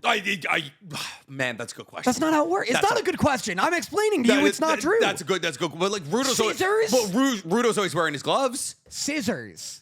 She could be she's cutting hair. She okay, but like, all right, okay, cool. So it's only about that you take really good care of it. Yeah, that's the big thing. Like you have an emotional attachment to it. I would say my glasses, maybe. Yeah, I feel like that's my answer because like I bought these glasses. These are $8 Amazon glasses. I got a pair of clear ones and a pair of black ones, and I've used these fake blue light glasses for the 5 years I've been a YouTuber, and I've brought them from 3 houses. And everybody assumes whenever I'm at a con, they're like, "Oh, I didn't recognize you because you're not wearing the glasses." It's literally my Clark Kent like disguise. People cannot tell me like that they're like, "Oh, you're not NC Hammer 23 without your glasses." So like, what would they do? Disguise you? I would assume like some kind of like maybe like power level reading or like X-ray, like a Byakugan-esque ability. Like I can see through walls or like really far away kind of thing. Or like I can't be like stunned. You know, like Warden's glasses in Rainbow Six Siege. Like like you can't be stunned because they're blue light. They're blue light blockers. So like technically like I can't be like any kind of like if somebody tries to like do a flashbang or something, like it doesn't work on me. Yeah. Probably a Glock. Yeah. It's my good old handy pistol. Yeah, Danny's the best concealed carry user you've ever seen. I was gonna say a gizmo bot, but that's too new. Probably, honestly, genuinely.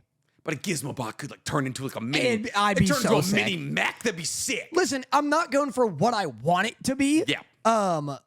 It probably be like an Xbox controller. It could be that, or it could be one of your like your leverless controllers as well. Yeah, like, mine could also be my chain. Like it could also I wear this chain every single day, and like I like keep very good care of it. So in terms of like things I take very good care of, maybe my like luxury books.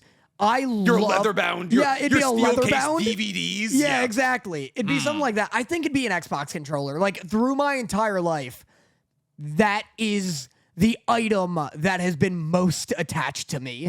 And then it'd probably, considering it's a video game controller, it'd be I could manipulate whoever it's pointed at, and I would do it poorly because I'm bad at games. Because you're like, it depends on like their moveset. Like, oh fuck, I'm usually a mid laner. Like fucking this guy's close quarter combat. Yeah, I just use it to make people teabag on other people. I mean, that's all you could possibly need. Rudo literally types asshole out on a keyboard and it works. So like fucking a controller would be an incredible play. Yeah. All right, that's all we got for this week, ladies and gentlemen. We appreciate you popping in for another episode of Otakus Anonymous. Remember, all these puppies are all going to be adoptable November 2nd through Wags and Walks. So if you want Mama, a full-grown, incredibly dog-friendly and human-friendly pit bull, she will be adoptable. The other 7 dogs, not Fiona included, will also be adoptable on Wags and Walks. So if you guys want one of the Shrek litter, you can have them over there. You got anything to say to the people, Danny? No. Cool. All right. Bye. We love you. Mwah. And now for my next number, I'd like to return to the classics.